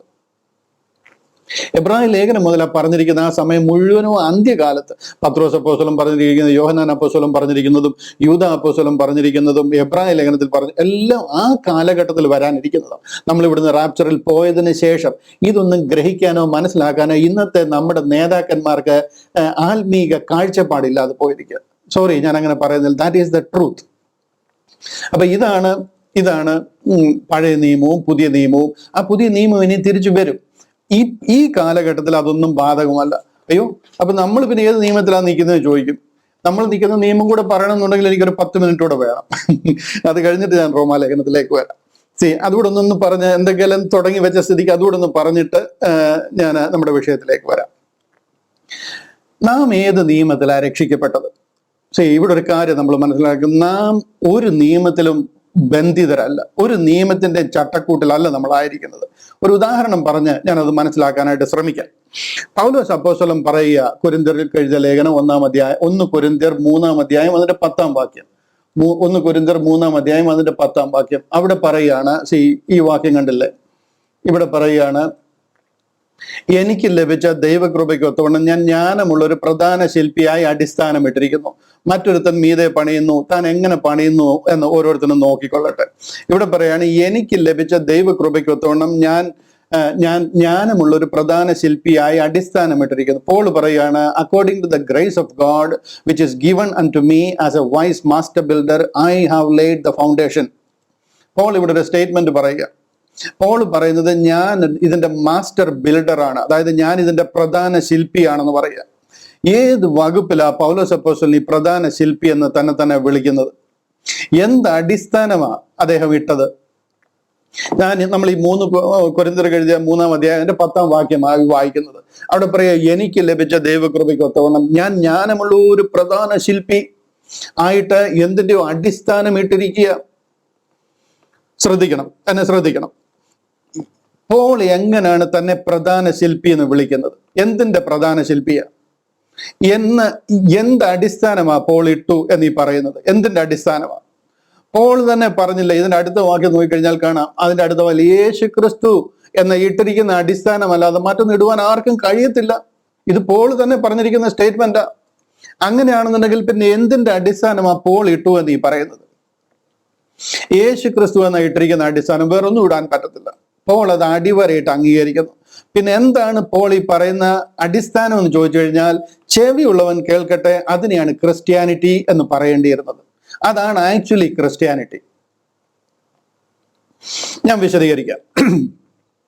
പോളിനെ ദൈവമാ വിളിച്ചത്. ദൈവം ഒരു ദൈവിക പദ്ധതി വെളിപ്പെടുത്താൻ വേണ്ടിയിട്ടാണ് പോളിനെ വിളിക്കുന്നത്. അതിനു വേണ്ടിയിട്ട് ദൈവം നേരിട്ട് ഇറങ്ങി വന്നിരിക്കുക. കർത്താവ് ഒലിവ് മലയിൽ നിന്നും ശിഷ്യന്മാർക്ക് അപ്രത്യക്ഷമാകുമ്പോൾ പറയുന്നത്, ഞാൻ പോയതുപോലെ വീണ്ടും വരും. അത് 2000 അത് കർത്താവ് രണ്ടാമത് മടങ്ങി വരുന്നതിനെ കുറിച്ചാണ് പറയുന്നത്. അത് ഒലിവ് മലയിൽ കാലുകുത്തി ആ വരുന്നതിനെ കുറിച്ചാണ് പറയുന്നത്.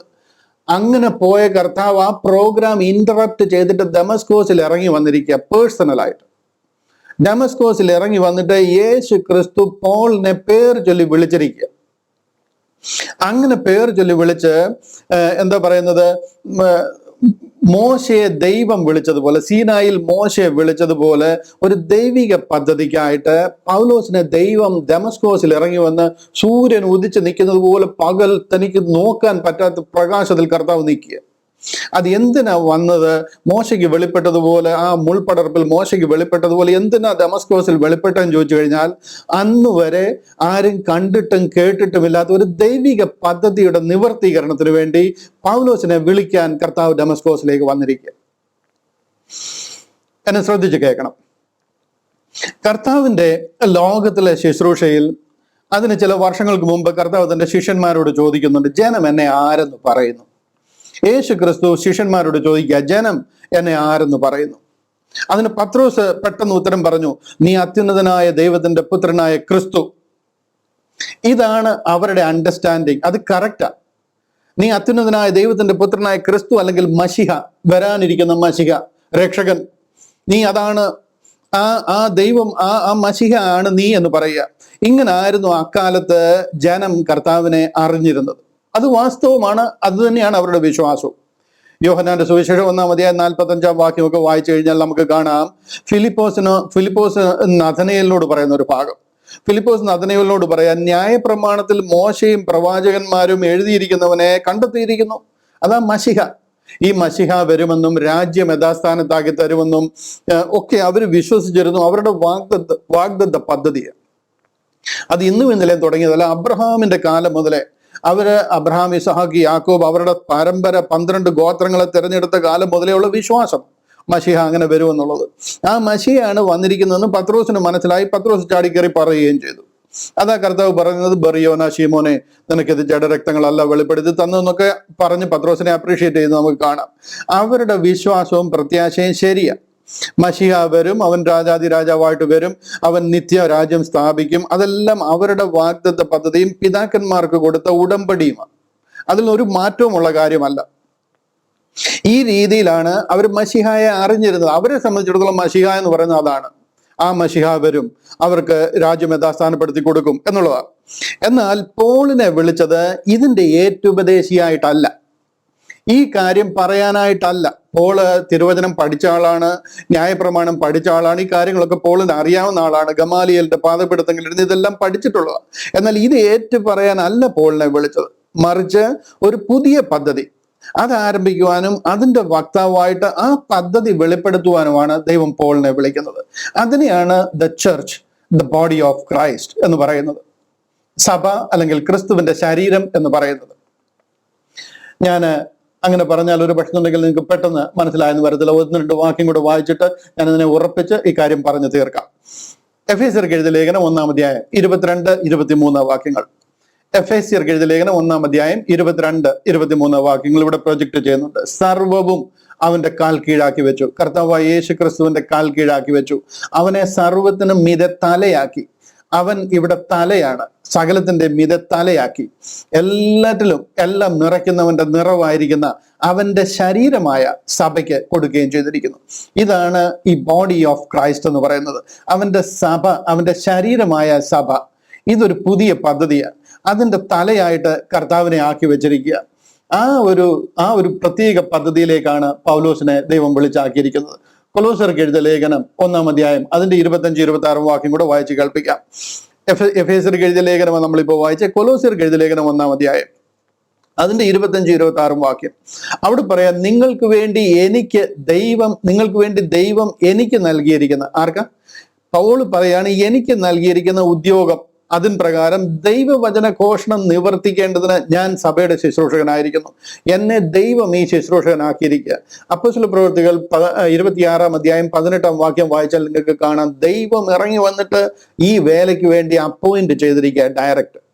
അത് പറയുകയാണ്, നിങ്ങൾക്ക് വേണ്ടി ദൈവം എനിക്ക് നൽകിയിരിക്കുന്ന ഉദ്യോഗപ്രകാരം ദൈവവചന ഘോഷണം നിവർത്തിക്കേണ്ടതിന് ഞാൻ സഭയുടെ ശുശ്രൂഷകനായിരിക്കുന്നു. അതേത് സഭയാ പൗലോസ് അപ്പോസ്തലനെ? അതാണിത്. അത് പൂർവ്വകാലങ്ങൾക്കും തലമുറകൾക്കും മറഞ്ഞു കിടന്ന മർമ്മം. ഇതാ ഞാൻ പറയുന്നത്, ഒരു പുതിയ പദ്ധതിയാ. പിതാക്കന്മാരോട് പറഞ്ഞൊരു പദ്ധതി അല്ല ഇത്. അത് പൂർവ്വകാലങ്ങൾക്കും തലമുറകൾക്കും മറഞ്ഞു കിടന്ന മർമ്മം എങ്കിലും ഇപ്പോൾ തന്റെ വിശുദ്ധന്മാർക്ക് വെളിപ്പെട്ട് വന്നിരിക്കുന്നു. ഈ മർമ്മം, ഇത് പ്രസംഗിക്കാനാ ദൈവം എന്നെ ആക്കിയിരിക്കുന്നു. ആ മർമ്മം എന്താന്ന് ചോദിച്ചു കഴിഞ്ഞാൽ, മഹത്വത്തിന്റെ പ്രത്യാശയായ ക്രിസ്തു നിങ്ങളുടെ ഉള്ളിലിരിക്കുന്നു. നിങ്ങൾ കർത്താവിനോട് ചേരുവാൻ സ്നാനമേറ്റ് കഴിയുമ്പോൾ, അവന്റെ മരണ അടക്ക പുനരുദ്ധാനത്തോട് ചേരുവാൻ സ്നാനമേറ്റ് കഴിയുമ്പോൾ അവന്റെ ആത്മാവ് നിങ്ങളുടെ ആത്മാവിലേക്ക് വരികയും നിങ്ങളെ അവന്റെ ആത്മാവിനാൽ പൊതിയുകയും ചെയ്യുക. യേശു ക്രിസ്തുവിനോട് ചേരുവാൻ സ്നാനമേറ്റിരിക്കുന്ന നാം എല്ലാവരും അവന്റെ മരണത്തിൽ പങ്കാളികളാകുവാൻ സ്നാനമേറ്റിരിക്കുന്നു. ആ സ്നാനത്താൽ നാം യേശു ക്രിസ്തുവിനെ ധരിച്ചിരിക്കുന്നു. അവൻ നമ്മിലേക്ക് വരുന്ന ഒരു കാര്യമാണ്. അടുത്ത വാക്യത്തിൽ അത് പറയാം, നിങ്ങൾക്ക് വേണ്ടി 26-27 വാക്യം, അവരോട് ജാതികളുടെ ഇടയിൽ ഈ മർമ്മത്തിന്റെ മഹിമാതനം എന്തെന്നറിയിപ്പാൻ ദൈവത്തിന് ഇഷ്ടമായി. ആ മർമ്മം, മഹത്വത്തിന്റെ പ്രത്യാശയായ ക്രിസ്തു നിങ്ങളിൽ ഇരിക്കുന്നു എന്നുള്ളത് തന്നെ. ഇതാണ് പോളിനെ ശുശ്രൂഷിക്കാനായിട്ട് ദൈവം വിളിച്ചാക്കിയ ഒരു സ്വർഗീയ പദ്ധതി. ഇതിനു മുമ്പ് ആർക്കും അറിയാവുന്നില്ല. അബ്രഹാമിനും അറിയത്തില്ല, ഇസാഖിനും അറിയത്തില്ല, മത്തായിക്കും അറിയത്തില്ല, മർക്കോസിനും അറിയത്തില്ല, 12 അപ്പോസ്തലന്മാർക്കും അറിയത്തില്ല, ഒരു കുഞ്ഞുങ്ങൾക്കും അറിയത്തില്ല. ഈ യെശയ്യാവിനായിട്ട്, ജെറമ്യാവിനായിട്ട്, എസെക്കിയേലിനായിട്ട് ഒരു കുഞ്ഞുങ്ങൾക്കും അറിയാവുന്ന കാര്യമല്ല. കാര്യം ദൈവം പറയുക, അത് പൂർവ്വകാലങ്ങൾക്കും തലമുറകൾക്കും മറഞ്ഞു കിടന്ന മർമ്മം. Even the mystery which had been hid from the ages and from generations, but now is made manifest to his saints. Hallelujah. ഈ ഒരു പദ്ധതി വെളിപ്പെടുത്താൻ വേണ്ടിയിട്ട് ദൈവം പൗലോസിനെ വിളിക്കുക. ഇത് പൗലോസ് അപ്പോസ്തലൻ അപ്പോസ്തല പ്രവൃത്തികൾ 13-ാം അധ്യായം വായിച്ചു കഴിഞ്ഞാൽ കാണാം. അവര് ആ സഭയിലിരിക്കുമ്പോൾ ആ 13-ാം അധ്യായത്തിന് ഞാൻ അതോടൊന്ന് പ്രൊജക്ട് ചെയ്യാം. 13-ാം അധ്യായം, അപ്പോസ്തല പ്രവൃത്തികൾ 13-ാം അധ്യായത്തിന്റെ 2-ാം വാക്യം. അവിടെ പറയുകയാണ്, ഇത് കണ്ടില്ലയോ, ഇവിടെ വെച്ചാ വിളിക്കുന്നത്. അവർ കർത്താവിനെ ആരാധിച്ച് ഉപവസിച്ചു കൊണ്ടിരിക്കുമ്പോൾ ദൈവിക സഭയിൽ തന്നെയാണ് വിളിക്കുന്നത്. ഞാൻ ബർന്നബാസിനെയും പൗലോസിനെയും വിളിച്ചിരിക്കുന്ന വേലയ്ക്കായിട്ട് അവരെ എനിക്ക് വേർതിരിപ്പീൻ എന്ന് പരിശുദ്ധ പറഞ്ഞു. ഇവിടെ പരിശുദ്ധ അവരെ ഒരു പുതിയ പദ്ധതിക്ക് വേണ്ടിയിട്ട് വിളിച്ചു വേർതിരിക്കുക. ഇതുകൊണ്ടാണ് നമ്മളെ mid acts dispensational grace gospel എന്ന് നമ്മൾ പറയുന്നത്. മിഡിൽ ഓഫ് ദ ആക്ട്സ് 13-ാമത്തെ അധ്യായം 14-ാമത്തെ അധ്യായത്തിൽ ഇത് ആരംഭിക്കുക. ബർന്നബാസിനെയും ശൗലിനെയും വിളിച്ചിരിക്കുന്ന വേലയ്ക്കായിട്ട്. ഇംഗ്ലീഷിൽ പറയുന്നുണ്ടല്ലോ, the Holy Ghost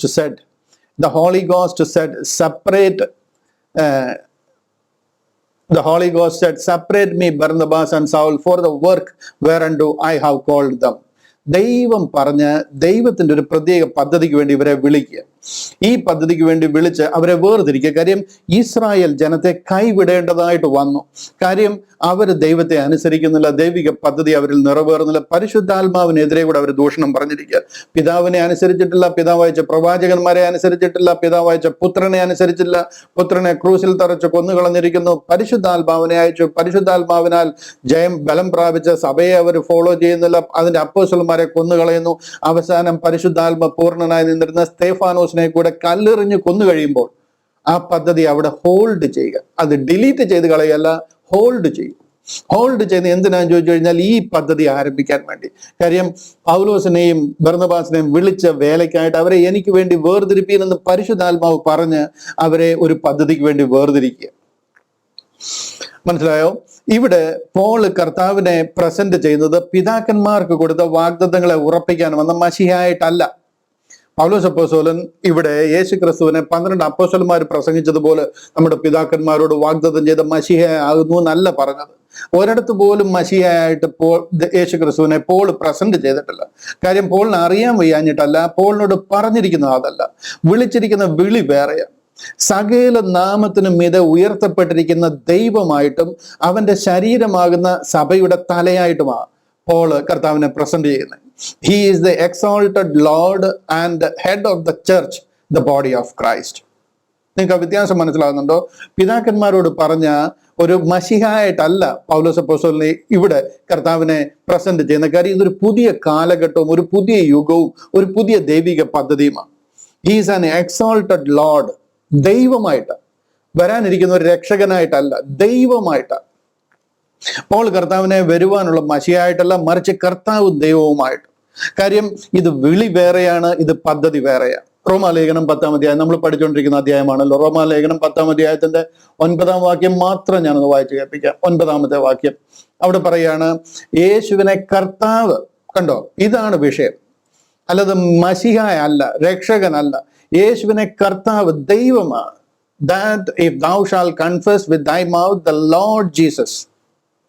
കണ്ടോ, യേശുവിനെ കർത്താവ് എന്ന് വായ കൊണ്ട് ഏറ്റു പറയും, ദൈവം അവനെ മരിച്ചവരിൽ നിന്ന് ഉയർത്തെഴുന്നേൽപ്പിച്ചെന്ന് ഹൃദയം കൊണ്ട് വിശ്വസിക്കുകയും ചെയ്താൽ നീ രക്ഷിക്കപ്പെടും. ഇതാ വിഷയം. ഇവിടെ ഒരു പുതിയ പദ്ധതിയായത്. കൊരിന്ത്യർക്ക് എഴുതിയ 1-ാമത്തെ ലേഖനം 12-ാം അധ്യായം 3-ാം വാക്യം കൂടെ കാണിക്കാം. 1 കൊരിന്ത്യർ 12-ന്റെ 3-ാമത്തെ വാക്യം അവിടെ പറയുകയാണ്. അതിന്റെ 2-ാമത്തെ സ്റ്റേറ്റ്മെന്റ് കണ്ടില്ലയോ? പരിശുദ്ധ ആത്മാവിൽ അല്ലാതെ യേശു കർത്താവ് എന്ന് പറയുവാൻ ആർക്കും കഴിയുകയില്ല എന്ന് ഞാൻ നിങ്ങളെ ഗ്രഹിപ്പിക്കുന്നു. യേശുവിനെ കർത്താവ്, ഹി ഈസ് ദ ലോർഡ്, ഒരു മശിഹായിട്ടല്ല, പരിശുദ്ധ ആത്മാവിനാൽ അല്ലാതെ യേശു കർത്താവ് എന്ന് പറയുവാൻ ആർക്കും കഴിയത്തില്ല. അവൻ നമ്മുടെ ദൈവമാണ്. ഫിലിപ്പ് ലേഖനത്തിൽ നിന്നൊരു വാക്യം കൂടെ കാണിച്ചോട്ടെ, പറഞ്ഞതുകൊണ്ട് ഞാൻ അതൊന്ന് ഉറപ്പിക്കണമല്ലോ. ഫിലിപ്പ് ലേഖനം 2-ാം അധ്യായം 2-ാമത്തെ അധ്യായം 9 മുതൽ 11 വരെയുള്ള വാക്യങ്ങൾ അതോടൊന്ന് പെട്ടെന്ന് വായിച്ച് കേൾപ്പിക്കാം. ഇത് കണ്ടോ, അതുകൊണ്ട് ദൈവവും അവനെ ഏറ്റവും ഉയർത്തി സകല നാമത്തിനും മേലായ നാമം നൽകി. ഈ പദ്ധതിയിലാണ് നമ്മളായിരിക്കുന്നത്. അല്ല, പിതാക്കന്മാർ കൊടുത്ത വാഗ്ദത്തങ്ങളെ ഉറപ്പിക്കുന്ന പദ്ധതി അല്ല ഇത്. ഇത് അങ്ങനെ യേശുവിന്റെ നാമത്തിങ്കൽ സ്വർലോകരുടെയും ഭൂലോകരുടെയും അധോലോകരുടെയും മുഴങ്കാലൊക്കെയും മടങ്ങും. അടുത്ത വാക്യം, എല്ലാ നാവും യേശു ക്രിസ്തു കർത്താവ് എന്ന് പിതാവായ ദൈവത്തിന്റെ മഹത്വത്തിനായി ഏറ്റു പറയുകയും ചെയ്യേണ്ടി വരും. കണ്ടോ, യേശു ക്രിസ്തു കർത്താവ. ഈ പദ്ധതിയിലാണ് പൗലോസിനെ ദൈവം വിളിച്ചാക്കിയിരിക്കുന്നത്. ഹല്ലേലൂയ. ഇത് പൂർവ്വകാലങ്ങൾക്കും തലമുറകൾക്കും മറഞ്ഞു കിടന്ന പദ്ധതിയാണ്. ഇതെല്ലാവർക്കും ഇതിനു മുമ്പ് ഒരു മനുഷ്യനും പ്രസംഗിച്ചിട്ടുള്ള പത്രോസിന് ഇതിനെക്കുറിച്ച് ഒരു കാര്യവും അറിയത്തില്ല. കാര്യം ഇത് പഠിപ്പിച്ചിട്ടുമില്ല, ഇത് അവരോട് പറഞ്ഞിരുന്ന കാര്യമല്ല. അത് പൂർവ്വകാലങ്ങൾക്കും തലമുറകൾക്കും മറഞ്ഞു കിടന്ന മർമ്മം. കണ്ടോ, അത് പൂർവ്വകാലങ്ങൾക്കും തലമുറകൾക്കും. അതുകൊണ്ട് ആ പത്രോസിന് ഇതിനെക്കുറിച്ച് ഒരു ഐഡിയ ഇല്ലായിരുന്നു എന്താണ് പൗലോസ് അപ്പോസ്തലൻ ഈ പറയുന്നത് എന്നുള്ളത്. ഇവിടുത്തെ രക്ഷാ പദ്ധതി കർത്താവിന്റെ കാൽവറിയാണ്. ഇവിടെ 10 കൽപ്പനയും പതാരവും വേറെ ഒന്നും അല്ല ഇവിടുത്തെ രക്ഷാ പദ്ധതി. ഇന്ന് ക്രിസ്ത്യാനിയോട് ചോദിച്ചു കഴിഞ്ഞാൽ അവരെല്ലാവരും പറയുന്നത് രക്ഷിക്കപ്പെടാൻ എന്താ മാർഗമെന്ന് ചോദിച്ചു കഴിഞ്ഞാൽ 10 കൽപ്പന അനുസരിക്കണമെന്ന്.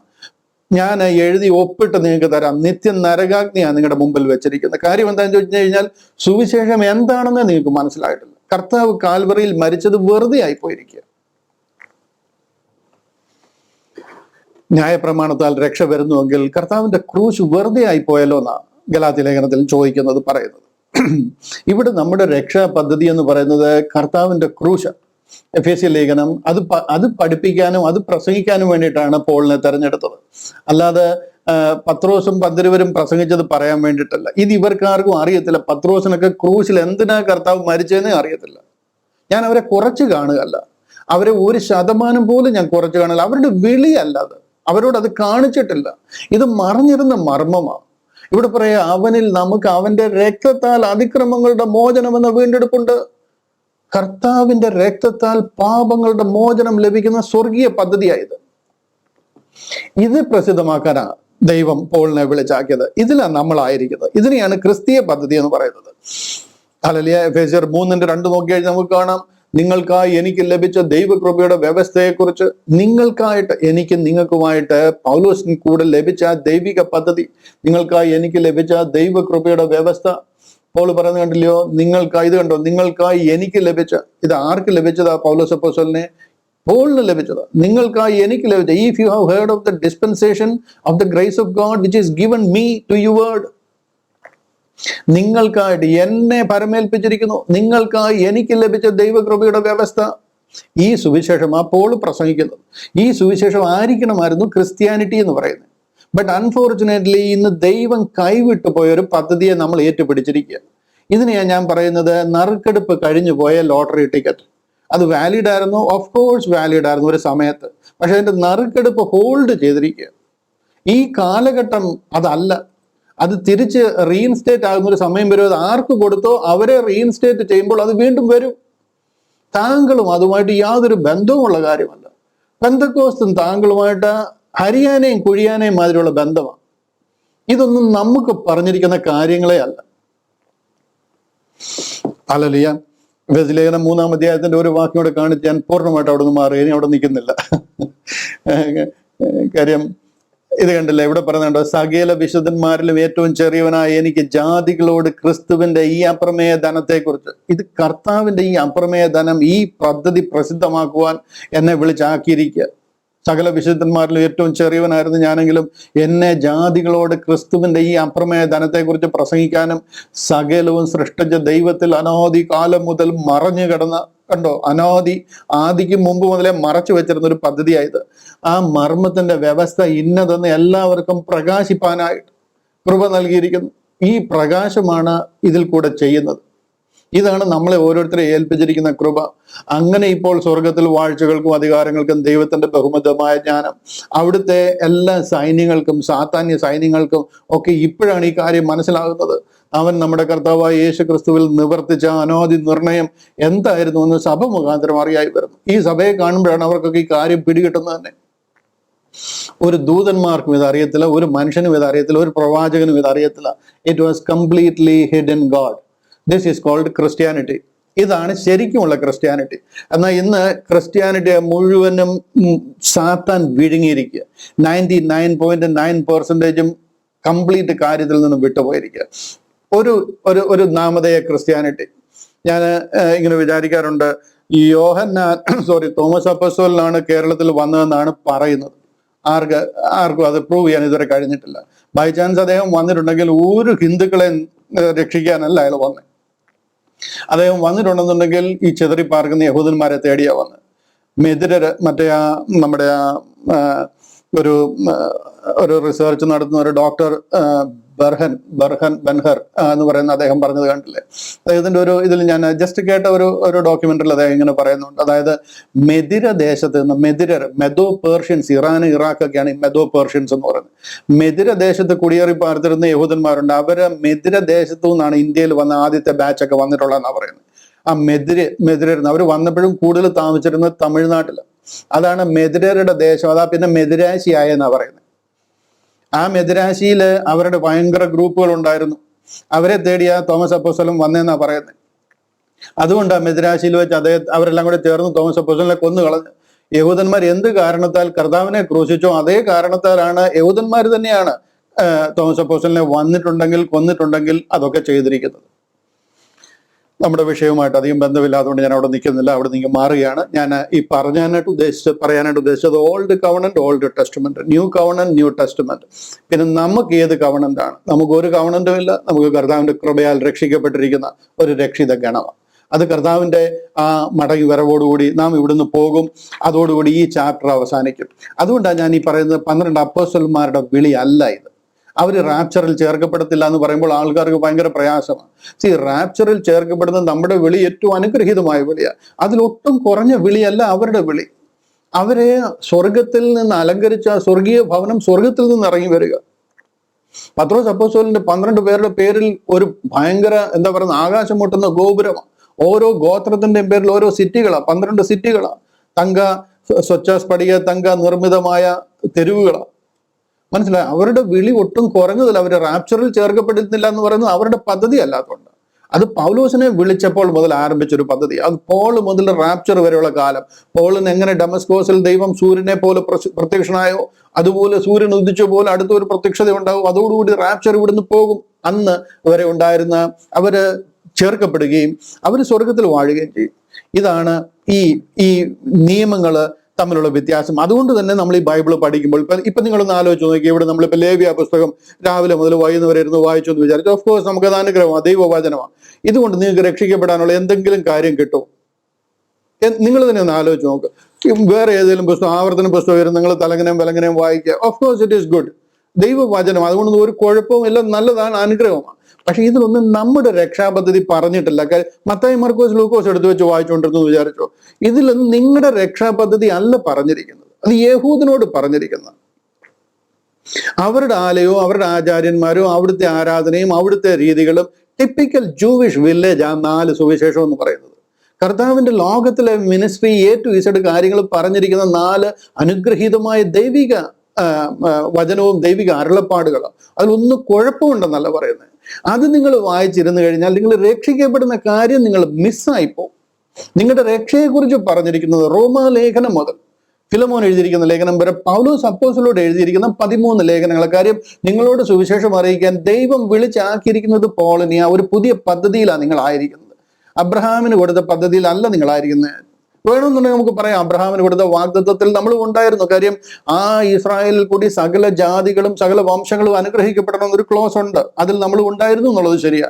പക്ഷെ ആ റൂട്ടല്ല നാം ഇന്നായിരിക്കുന്നത്. അത് നിങ്ങൾക്ക് ക്ലിയർ ആയി എന്ന് വിശ്വസിക്കുന്നു. എൻ്റെ മുന്നിൽ ഒരു 10 മിനിറ്റ് കൂടെയാണ് ഇനി മുന്നിലുള്ളത്. 7-ാം അധ്യായം പഠിക്കാൻ. എനിക്കറിയാം ഇന്ന് തീരത്തില്ല, അടുത്ത ആഴ്ച ഇത് പറഞ്ഞു തീർക്കാം എന്ന് ഞാൻ കർത്താവിൽ ആശിക്കുന്നു. ഹല്ലേലൂയ. റോമാലേഖനം 7-ാം അധ്യായം നമുക്കറിയാം. 7-ാം അധ്യായത്തിന്റെ 1 മുതൽ 8-ാം അധ്യായത്തിന്റെ 4-ാമത്തെ വാക്യം വരെ deliverance from the law as a husband. ഒരു ഭാര്യ ഭർത്തൃ ബന്ധം, അതിൻ്റെ ഒരു അനാലജിയൊക്കെ പറഞ്ഞുകൊണ്ട് പോൾ പറയുകയാണ്, ഭർത്താവ് എന്ന ന്യായപ്രമാണത്തിൽ നിന്നും ഭാര്യയായ നാം മോചിതരായിരിക്കുന്നു. കാരണം ഭാര്യ മരിച്ചിരിക്കുക. അതുകൊണ്ട് ഭർത്താവിന് ഭാര്യയുടെ മേൽ ഇനി ഒരു അധികാരവുമില്ല, ഒരവകാശവുമില്ല. അതാണ് ഈ 7-ാം അധ്യായം നമ്മളെ പഠിപ്പിക്കുന്നത്. ഭാര്യ നമ്മളും ഭർത്താവ് ന്യായപ്രമാണവുമാണ്.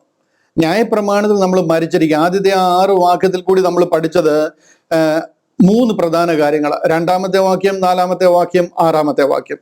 അതിൽ 3 പ്രധാന കാര്യങ്ങളാണ് നമ്മൾ ചിന്തിച്ചത്. ഒന്ന്, ന്യായപ്രമാണത്താൽ നാം ബന്ധിക്കപ്പെട്ടിരുന്നു. ഒരു കാലത്ത് ന്യായപ്രമാണത്താൽ നാം ബന്ധിക്കപ്പെട്ടിരുന്നു. 4-ാമത്തെ വാക്യം പറയുന്നത് ന്യായപ്രമാണം സംബന്ധിച്ച് നമ്മൾ മരിച്ചിരിക്കുന്നു. 6-ാമത്തെ വാക്യം പറയാണ് ന്യായപ്രമാണത്തിൽ നിന്നും നാം ഒഴിവുള്ളവരായിരിക്കുന്നു. ഈ 3 പ്രസക്ത കാര്യങ്ങളാണ് ആദ്യത്തെ 6 വാക്യത്തിനുള്ളിൽ പറയുന്നത്. ക്രിസ്തുവിനോട് ചേരുവാൻ ഏൽക്കപ്പെട്ട ഒരു വ്യക്തി അവന്റെ മരണ അടക്ക പുനരുദ്ധാനത്തോട് അനുരൂപനായി തീർന്നിരിക്കുക. അവന്റെ മേൽ ന്യായപ്രമാണത്തിന് ഇനി ഒരവകാശവും പറയാനില്ല. ന്യായപ്രമാണത്തെ ക്രൂശിൽ തറച്ച് നടുവിൽ നിന്ന് നീക്കി കളഞ്ഞിരിക്കുക. ന്യായപ്രമാണം മാത്രമല്ല നീങ്ങിപ്പോയത്, ആദാമ്യ പാപം നമ്മിൽ നിന്ന് നീങ്ങിപ്പോയി. ആ ആദാമിൽ നിന്ന് നമുക്ക് ലഭിച്ചുകൊണ്ടിരുന്ന ആദാമ്യ ബ്ലഡ്, അല്ലെങ്കിൽ ആ ബ്ലഡിലൂടെ വന്നിരുന്ന ആ ശാപങ്ങൾ, ആ DNA, അത് നാം ആദാമിൽ നിന്ന് മാറി ക്രിസ്തുവിലായി. ആ ആദാമിൽ നമുക്ക് വിടുതൽ കിട്ടി.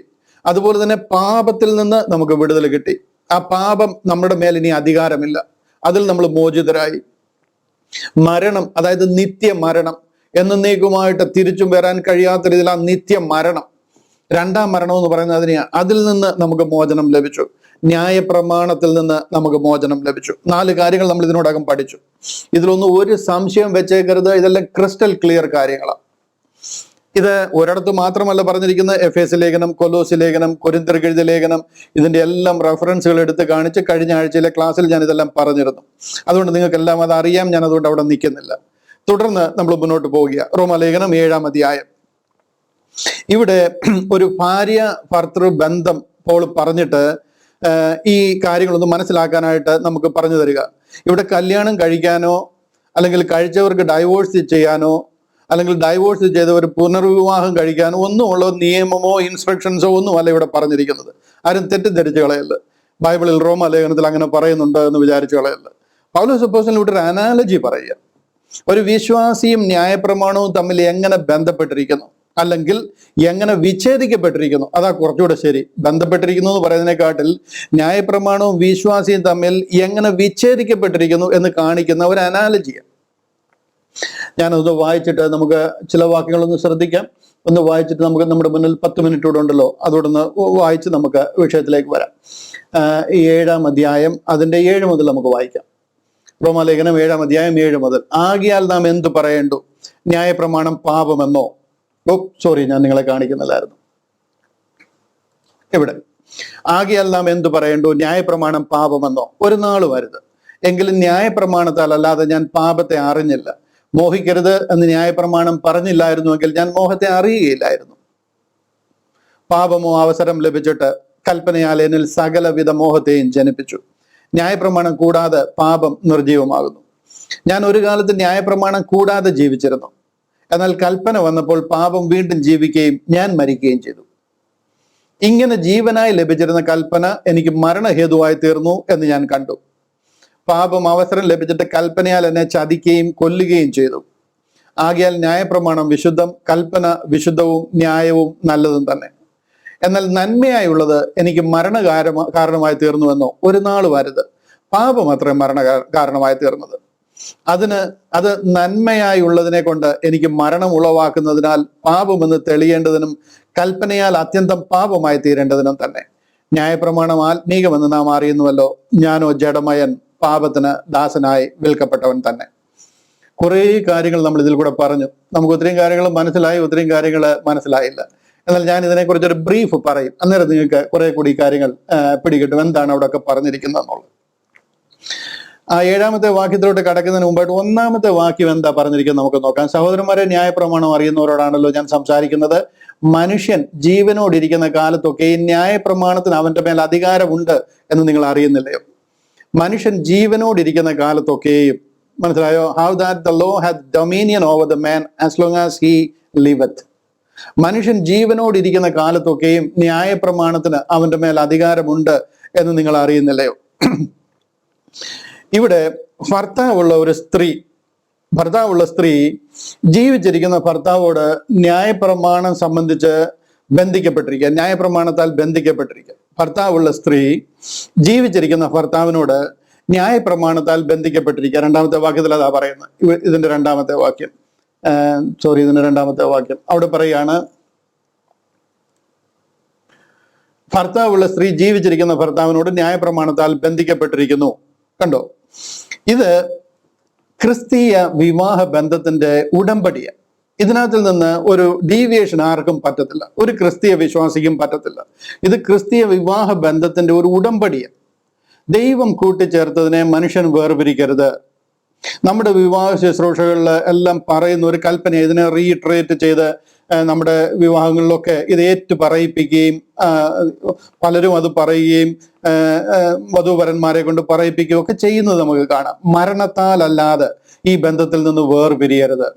ഇത് ക്രിസ്തീയ കൽപ്പനയാണ്. ഇവിടെ നമ്മുടെ ഈ കേസിൽ ഭർത്താവ് ന്യായപ്രമാണമാണ്. നിങ്ങളതൊന്ന് മനസ്സിലാക്കാനായിട്ട് ഞാനൊന്ന് ലളിതമായിട്ട് പറഞ്ഞുതരാം. ഈ കേസിൽ ഭർത്താവാണ് ന്യായപ്രമാണം, ഭാര്യയാണ് നമ്മൾ, ജനം, വിശ്വാസികൾ. ഒരുപാട് ഡിമാൻഡുകളുള്ള ഒരാളാണ് ഈ ഭർത്താവ് എന്ന് പറയുന്നത്. എ മാൻ ഓഫ് പെർഫെക്ഷൻ എന്ന് വേണമെങ്കിൽ പറയാം. ഭയങ്കര ഡിമാൻഡുകളാണ്, നിയമമാണല്ലോ, അതിനകത്തിൽ യാതൊരു വിട്ടുവീഴ്ചയുമില്ല. അയാളുടെ കൂടെ ഭാര്യയ്ക്ക് ജീവിക്കാൻ പറ്റത്തില്ല. പിടിച്ചു നിൽക്കാന്ന് വിചാരിച്ചു കഴിഞ്ഞാൽ പിടിച്ചു നിൽക്കാൻ പോലും പറ്റത്തില്ല. ഒരിക്കലും ഭർത്താവിന്റെ ഇഷ്ടത്തിന് അനുസരിച്ച് ഉയരാനോ പ്രവർത്തിക്കാനോ ഭാര്യയ്ക്ക് കഴിയത്തില്ല. അതുപോലെ ഒത്തിരി ഡിമാൻഡുകളുള്ള ഒരു ഭർത്താവ്. 8 o'clock ബ്രേക്ക്ഫാസ്റ്റ് എന്ന് പറഞ്ഞു കഴിഞ്ഞാൽ 8:01 ആകാൻ പറ്റത്തില്ല. 8 o'clock ബ്രേക്ക്ഫാസ്റ്റ് കിട്ടിയിരിക്കണം. ആ 8:01 എന്ന് പറഞ്ഞു കഴിഞ്ഞാൽ ആ നിയമത്തിന് അത് ഒട്ടും അതിനോട് കൂട്ടാനോ കുറയ്ക്കാനോ പറ്റില്ല. ഏതെങ്കിലും ഒന്നിൽ വീണുപോയാൽ സകലത്തിലും വീണുപോയി. അതുകൊണ്ട് വളരെ perfection, very strict and very righteous. അതാണ് ന്യായപ്രമാണം എന്ന് പറയുന്നത്. വളരെ സ്ട്രിക്റ്റ്. ഇയാളുടെ കൂടെ ജീവിക്കാൻ പറ്റത്തില്ല. ഭാര്യയ്ക്ക് പൊറുതിമുട്ടി. ഭാര്യയുടെ പ്രശ്നം എന്താണെന്ന് ചോദിച്ചു കഴിഞ്ഞാൽ ഡൈവോഴ്സ് ചെയ്യാനും പറ്റത്തില്ല. മരണത്താൽ അല്ലാതെ നിങ്ങളെ വേർപിരിക്കരുതെന്നാണ് പറഞ്ഞേക്കുന്നത്. അപ്പൊ ഇവിടെ ഒരു ഓപ്ഷനേ ഇല്ല. മരണത്താൽ അല്ലാതെ ഇവിടെ നിന്ന് ഈ ഡൈവോഴ്സ് ചെയ്ത് മാറാനും പറ്റത്തില്ല. വേണമെന്നുണ്ടെങ്കിൽ മാറി താമസിക്കാം, ഭാര്യയ്ക്ക് വേണമെന്നുണ്ടെങ്കിൽ വിട്ടേച്ച് എവിടെയെങ്കിലും പോയി മാറി താമസിക്കാം. പക്ഷെ വിവാഹം ചെയ്യാൻ പറ്റത്തില്ല. കൊരിന്ത്യർക്ക് എഴുതിയ 1-ാമത്തെ ലേഖനം, പോൾ അതിനെക്കുറിച്ച് വിവരിക്കുന്ന ഭാഗങ്ങളൊക്കെ പലയിടത്തും ഉണ്ട്. കൊരിന്ത്യർക്ക് എഴുതിയ 1-ാമത്തെ ലേഖനം 7-ാം അധ്യായം അതിന്റെ 11-ാം വാക്യം ഞാനൊന്ന് പെട്ടെന്ന് കാണിക്കാം. ഇവിടെ നോക്കിയേ, ഇവിടെ പറയുന്നുണ്ടോ, കൊരിന്ത്യർക്ക് എഴുതിയ 1-ാമത്തെ ലേഖനം 7-ാം അധ്യായം അതിന്റെ 11-ാമത്തെ വാക്യം. അവിടെ പറയുക, ഭാര്യ ഭർത്താവിനെ വേർപിരിയരുത്. ഭാര്യയ്ക്ക് വിട്ടേച്ച് പോകാൻ പറ്റുമോ? ഇതാ നിയമം. പിരിഞ്ഞു എന്ന് വരികിൽ വിവാഹം കൂടാതെ പാർക്കണം. പിരിഞ്ഞാലും എവിടെയെങ്കിലും പോയി മാറി താമസിക്കുക എന്നുള്ളതല്ലാതെ കല്യാണം കഴിക്കാൻ പറ്റത്തില്ല. അല്ലെന്ന് വരികിൽ ഭർത്താവിനോട് നിരന്നു കൊള്ളണം. ഭർത്താവ് ഭാര്യയെ ഉപേക്ഷിക്കരുത്. ഇത് നമ്മുടെ നിയമമാണ്. അതുകൊണ്ടാണ് ഇതിനെ റീഇറ്ററേറ്റ് ചെയ്ത് നമ്മൾ വിവാഹ ശുശ്രൂഷകളൊക്കെ പറഞ്ഞു കൊടുക്കുകയും ഏറ്റു പറയിപ്പിക്കുകയൊക്കെ ചെയ്യുന്നത്. ഇവിടെ ഭർത്താവ് ഒരിക്കലും ഡൈവോഴ്സ് ചെയ്യത്തില്ല. റോമാലേഖനത്തിലേക്ക് നമുക്ക് മടങ്ങി വരാം. നിയമമാണ്, ഭർത്താവ് ഒരിക്കലും ഡൈവോഴ്സ് ചെയ്യത്തില്ല. പിന്നെ ഭർത്താവ് ജീവിച്ചിരിക്കുമ്പോൾ ഭാര്യയ്ക്ക് ഡൈവോഴ്സ് ചെയ്യാനും പറ്റത്തില്ല. അങ്ങനെ ചെയ്തു കഴിഞ്ഞാൽ വ്യഭിചാരിണി എന്ന് വരും. നമ്മളത് വായിച്ചു കേട്ടത്. ഭർത്താവുള്ള ഭാര്യ, അത് കണ്ടില്ല 4-ാമത്തെ വാക്യം. ഭർത്താവ് ജീവിക്കുമ്പോൾ, ഇത് കണ്ടോ 3-ാമത്തെ വാക്യം. അവിടെ പറയാ, ഭർത്താവ് ജീവിച്ചിരിക്കുമ്പോൾ അവൾ വേറെ പുരുഷനായാൽ വ്യഭിചാരിണി എന്ന് വരും. അപ്പം ഡൈവോഴ്സ് ചെയ്തിട്ട് വേറെ കല്യാണം കഴിക്കാന്ന് വിചാരിച്ചു കഴിഞ്ഞാൽ അതും പറ്റത്തില്ല. ഇയാളുടെ കൂടെ ജീവിക്കാന്ന് വിചാരിച്ചു കഴിഞ്ഞാൽ അതും പറ്റത്തില്ല. ഭയങ്കര സ്ട്രിക്റ്റ് ആണ് ഈ ഹസ്ബൻഡ് എന്ന് പറയുന്നത്. ഇവിടെ ഭർത്താവ് ഒരിക്കലും ഡൈവോഴ്സ് ചെയ്യത്തില്ല. ഭർത്താവോട്ട് മരിക്കത്തുമില്ല. കാര്യം ലോ ആണ്, ഇത് എന്നേക്കും നിലനിൽക്കുക. ഇതൊരിക്കലും വിട്ടു പോകത്തില്ല. ഭർത്താവ് ജീവിച്ചിരിക്കുന്ന കാലത്ത് ഭാര്യയ്ക്ക് ഡൈവോഴ്സ് ചെയ്യാനും പറ്റത്തില്ല. കാര്യം വ്യഭിചാരിണി എന്ന് വരും. ചുരുക്കി പറഞ്ഞു കഴിഞ്ഞാൽ ഇതിൽ നിന്നൊരു മോചനമില്ല, ഒരു എസ്കേപ്പ് ഇല്ല, എന്നേക്കുമായിട്ടൊരു പൂട്ടാണെന്ന് മനസ്സിലാക്കുക. ഭർത്താവ് മരിക്കത്തില്ല, ഡൈവോഴ്സ് ചെയ്യത്തില്ല. പിന്നെ ഒരേ ഒരു വഴി എന്താന്ന് ചോദിച്ചു കഴിഞ്ഞാൽ ഭാര്യ മരിക്കുക. അതേ ഉള്ളൂ ഓപ്ഷൻ എന്ന് പറയുന്നത്. മരിച്ചിട്ട് ഉയർത്തെഴുന്നേറ്റ മറ്റൊരുവനാകുക. പഴയ ഭർത്താവുമായിട്ട് അങ്ങനെ മരിച്ചു കഴിയുമ്പോൾ പിന്നെ ഒരു ബന്ധവുമില്ല. ഭാര്യയുടെ മേലെ ആ പഴയ മറ്റേ ഭർത്താവിന് ഒരു അധികാരവും പറയാനില്ല. ഇതാണ് ന്യായപ്രമാണത്തോടുള്ള ബന്ധത്തിൽ നടന്നിരിക്കുന്നത്. ഭാര്യ മരിച്ചിരിക്കുകയാണ്. മരിച്ചു ഉയർത്തെഴുന്നേറ്റ് മറ്റൊരുവനാകേണ്ടതിന്, അതായത് കർത്താവായ യേശു ക്രിസ്തുവിനാകേണ്ടതിന്, പഴയ ഭർത്താവുമായിട്ടുള്ള ബന്ധം വിച്ഛേദിക്കേണ്ടതിന് ഭാര്യ മരിച്ചിരിക്കുക. ഭാര്യയുടെ മേൽ പിന്നെ ഭർത്താവിന് യാതൊരു അധികാരവുമില്ല. പുതിയ ഭർത്താവാണ് കർത്താവ്. ഇത്രയും നിങ്ങൾക്ക് മനസ്സിലാകുന്നു എന്ന് വിശ്വസിക്കുന്നു. അത് കഴിഞ്ഞിട്ട് ഞാൻ ഇനി പറഞ്ഞു വരുമ്പോൾ നിങ്ങൾക്ക് അത് പെട്ടെന്ന് ക്ലിക്കാവും. ഇതെല്ലാം എന്താ പറയുന്നത്, ഒരു അനാലജിയ. ഭർത്താവും മണവാട്ടിയും ഒന്നുമില്ല. ഇവിടെ ഭാര്യ എന്നൊക്കെ പറയുമ്പോഴത്തേന് കർത്താവ് നമ്മൾ മണവാട്ടിയുമാണെന്നൊന്നും കയറി ധരിച്ചു കളയല്ല. ഈ കാര്യം ഒന്ന് മനസ്സിലാക്കാനായിട്ട് കർത്താവ് ഒരു ഉപമ പറയുക. ഭാര്യ ഭർത്തൃ ബന്ധം പറയുമ്പോൾ പെട്ടെന്ന് മനസ്സിലാവും, അത് മണവാട്ടിയായിട്ടൊന്നും അല്ല, കർത്താവിന്റെ ശരീരത്തിന്റെ ഭാഗമാണ് നമ്മൾ. ഓക്കെ, ഞാൻ അതിലോട്ട് പോകുന്നില്ല, ഈ വിഷയത്തിൽ തന്നെ നിൽക്കണമല്ലോ. ഇപ്പൊ പുതിയ ഭർത്താവിനെ കിട്ടിയിരിക്കുക. കർത്താവാണ് പുതിയ ഭർത്താവ്. ആ പുതിയ ഭർത്താവ് പഴയ ഭർത്താവിനെക്കാട്ടിലും ഡിമാൻഡുള്ള ആളാ. പട പേടിച്ച് പന്തളത്തി വന്നിപ്പോ പന്തം കൊളുത്തി പട എന്ന് പറഞ്ഞ മാതിരിയാണ്. ഈ പുതിയ ഭർത്താവ് ഭയങ്കര ഡിമാൻഡുള്ള ആളാ. ലോയെക്കാട്ടിലൊക്കെ ഭയങ്കര ഡിമാൻഡുള്ള ആളാണ് പുതിയ ഭർത്താവ്. മറ്റിടത്ത് നിക്കക്കണ്ണി ഇല്ലാതെ വന്നിട്ടാണ് ഈ പുതിയ ഭർത്താവിന്റെ അടുക്കൽ വന്നത്. ഇദ്ദേഹം അതിനെക്കാട്ടിൽ ഭയങ്കര സ്ട്രിക്റ്റ്. ഇത് കർത്താവ്. ഇവിടെ പക്ഷെ ഒരു ഗുണമുണ്ട്. എന്നാൽ ഈ ഭർത്താവ് ഭയങ്കര ആർദ്രതയുള്ള മനുഷ്യനാണ്. തൻ്റെ ഭാര്യയെ തൻ്റെ ശരീരത്തെ പോലെ തന്നെ തന്റെ ഭാര്യയെ സ്നേഹിക്കുന്ന ആളാണ്. അതുകൊണ്ട് ഈ 8 മണിക്ക് ബ്രേക്ക്ഫാസ്റ്റ് എന്നുള്ളതിന് മാറ്റമൊന്നുമില്ല. കറക്റ്റ് 8 മണിക്ക് തന്നെയാണ് ബ്രേക്ക്ഫാസ്റ്റ്. അത് 10 മണിയാക്കിയിട്ടൊന്നുമില്ല. പക്ഷെ എന്നുണ്ടെങ്കിൽ ഈ ഭർത്താവ് കൂടെ നിൽക്കും. ആ കൂടെ നിന്നിട്ട് ഭാര്യയെ എല്ലാത്തിലും സഹായിക്കും, എല്ലാത്തിലും എൻകറേജ് ചെയ്യും, കൂടെ നിന്ന് എല്ലാ കാര്യങ്ങളും സഹായിച്ചു കൊടുക്കും. അങ്ങനെ 8 മണി എന്നുള്ള 8 മണിക്ക് തന്നെ ചെയ്യാൻ പറ്റും. 8 മണിക്കെല്ലാം റെഡിയാണ്. ആ റൈച്ചസ്നെസിന്റെ സെറ്റിങ്സിന് വേറൊരു ചേഞ്ച് ഒന്നുമില്ല. പക്ഷെന്നുണ്ടെങ്കിൽ ആ ഭർത്താവ് വളരെ ആർദ്രവാനും സ്നേഹസമ്പന്നനും. ഇതാണ് ഇത് തമ്മിലുള്ള വ്യത്യാസം. നമ്മൾ അങ്ങനെ ന്യായപ്രമാണം എന്നുള്ള ഭർത്താവിന് മരിച്ചിട്ട് കർത്താവ് എന്ന ഭർത്താവിൽ ആയിത്തീർന്നിരിക്കുകയാണ്. ഇനി നമുക്കതിനെ മുന്നോട്ടൊന്നുകൂടെ വായിക്കാം. അപ്പൊ കുറെ കൂടെ നിങ്ങൾക്ക് ആ കാര്യങ്ങൾ പിടികിട്ടും. 2-ാമത്തെ വാക്യം, ഭർത്താവുള്ള സ്ത്രീ ജീവിച്ചിരിക്കുന്ന ഭർത്താവിനോട് ന്യായപ്രമാണത്താൽ ബന്ധിക്കപ്പെട്ടിരിക്കുന്നു. ഭർത്താവ് മരിച്ചാൽ അവൾ ന്യായപ്രമാണത്തിൽ നിന്ന് ഒഴിവുള്ളവളായി. പക്ഷെ ഈ കേസിൽ അത് നടക്കത്തില്ല. ഭർത്താവ് മരിക്കുന്നില്ല. അടുത്ത വാക്യം, ഭർത്താവ് ജീവിച്ചിരിക്കുമ്പോൾ അവൾ വേറെ പുരുഷനായാൽ വ്യഭിചാരിണി എന്ന് വരും. അതുകൊണ്ട് അദ്ദേഹത്തെ വിട്ടേച്ച് പോകാനും പറ്റത്തില്ല. ഭർത്താവ് മരിച്ചുവെങ്കിലോ അവൾ വേറെ പുരുഷനായാൽ വ്യഭിചാരിണി എന്ന് വരാതെ വണ്ണം ന്യായപ്രമാണത്തിൽ നിന്ന് സ്വതന്ത്രയാകുന്നു. അത് കേസ് ക്ലിയർ ആണ്. പക്ഷെ അദ്ദേഹം മരിക്കുന്ന പ്രശ്നമേ ഇല്ല. അതുകൊണ്ട് സഹോദരന്മാരെ, നാം ദൈവത്തിന് ഫലം കായ്ക്കുമാർ മരിച്ചിട്ട് ഉയർത്തെഴുന്നേറ്റവനായ വേറൊരുവനാകേണ്ടതിന് നിങ്ങളും ക്രിസ്തുവിന്റെ ശരീര മുഖാന്തരം ന്യായപ്രമാണ സംബന്ധമായി മരിച്ചിരിക്കുന്നു. ഹല്ലേലൂയ. 5-ാമത്തെ വാക്യം, നാം ജഡത്തിലായിരുന്നപ്പോൾ ന്യായപ്രമാണത്താൽ ഉളവായ പാപരാഗങ്ങൾ മരണത്തിന് ഫലം കായ്ക്കത്തക്കവണ്ണം നമ്മുടെ അവയവങ്ങളിൽ വ്യാപരിച്ചു പോരുന്നു. നമ്മൾ ജഡീക മനുഷ്യന്മാരായിരുന്നപ്പോൾ ഈ ലോകത്തിലുള്ള സകല പാപരാഗങ്ങളും മരണത്തിന്റെ ഫലം കായ്ക്കത്തക്കവണ്ണം നമ്മുടെ അവയവങ്ങളിൽ വ്യാപരിച്ചിരുന്നു. നമുക്ക് എല്ലാവർക്കും അറിയാം, ആ രീതിയിൽ നമ്മളൊക്കെ വളർന്നു വന്നവരാണ്. ഇപ്പോഴോ നമ്മെ പിടിച്ചടക്കിയ ന്യായപ്രമാണം സംബന്ധിച്ച് മരിച്ചിരിക്കുന്നുണ്ട്. ആ പ്രമാണത്താൽ നമ്മൾ മരിച്ചിരിക്കുന്നുണ്ട്. അക്ഷരത്തിന്റെ പഴക്കത്തിലല്ല, ആത്മാവിന്റെ പുതുക്കത്തിൽ തന്നെ സേവിക്കേണ്ടതിന് നാം ന്യായപ്രമാണത്തിൽ നിന്ന് ഒഴിവുള്ളവരായിരിക്കുന്നു. Hallelujah, hallelujah. നിങ്ങൾക്ക് ഏറെക്കുറെ അത് മനസ്സിലാകുന്നു എന്ന് ഞാൻ വിശ്വസിക്കുന്നു. മനസ്സിലായില്ലെങ്കിൽ 2-3 പ്രാവശ്യം അത് വായിച്ചു കഴിയുമ്പോഴത്തേന് നിങ്ങൾക്ക് ആ പറയുന്ന കാര്യങ്ങൾ വളരെ ക്ലിയർ ആയിട്ട് മനസ്സിലാവും. 7-ാമത്തെ വാക്യം, ആകയാൽ നാം എന്തു പറയേണ്ടു? ന്യായപ്രമാണം പാപമെന്നോ? ഇവിടെ 5-ാമത്തെ വാക്യം പറഞ്ഞപ്പോൾ ഇങ്ങനെ പറഞ്ഞു, നാം ജഡത്തിലായിരുന്നപ്പോൾ ന്യായപ്രമാണത്താൽ ഉളവായ പാപരാഗങ്ങൾ. അങ്ങനെ വന്നതുകൊണ്ടാണ് 7-ാം അധ്യായത്തിൽ ചോദിക്കുന്നത്, അങ്ങനെ ന്യായപ്രമാണം കൊണ്ട് പാപരാഗങ്ങൾ ഉളവാകുമെങ്കിൽ ന്യായപ്രമാണം പാപമെന്നോ? ഒരു നാളും അരുത്. എങ്കിലും ന്യായപ്രമാണത്താൽ അല്ലാതെ ഞാൻ പാപത്തെ അറിഞ്ഞില്ല. മോഹിക്കരുതെന്ന് ന്യായപ്രമാണം പറയാതിരുന്നെങ്കിൽ ഞാൻ മോഹത്തെ അറിയത്തില്ലായിരുന്നു. കാര്യങ്ങളൊക്കെ ശരിയാണ്, മോഹത്തെ ഞാൻ അറിയത്തില്ലായിരുന്നു. പറഞ്ഞില്ലെങ്കിൽ ഞാൻ മോഹത്തെ അറിയില്ലായിരുന്നു. പാപമോ അവസരം ലഭിച്ചിട്ട് കൽപ്പനയാൽ എന്നിൽ സകലവിധ മോഹത്തെയും ജനിപ്പിച്ചു. ചെയ്യരുതെന്ന് പറയുന്ന കാര്യങ്ങൾ ചെയ്യാനായിട്ട് എൻ്റെ ഉള്ളിൽ ഒരു വ്യഗ്രത ഉണ്ടാവുകയും അങ്ങനെ പാപം ജനിക്കുകയും ചെയ്തു. ന്യായപ്രമാണം കൂടാതെ പാപം നിർജീവമാകുന്നു. അങ്ങനെ എടുക്കരുത്, തൊടരുത്, പിടിക്കരുത് എന്ന് പറഞ്ഞിട്ടില്ലായിരുന്നുണ്ടെങ്കിൽ അതൊന്നും ഒരു പാപമാകത്തില്ല, അത് നിർജീവമായി പോയനെ.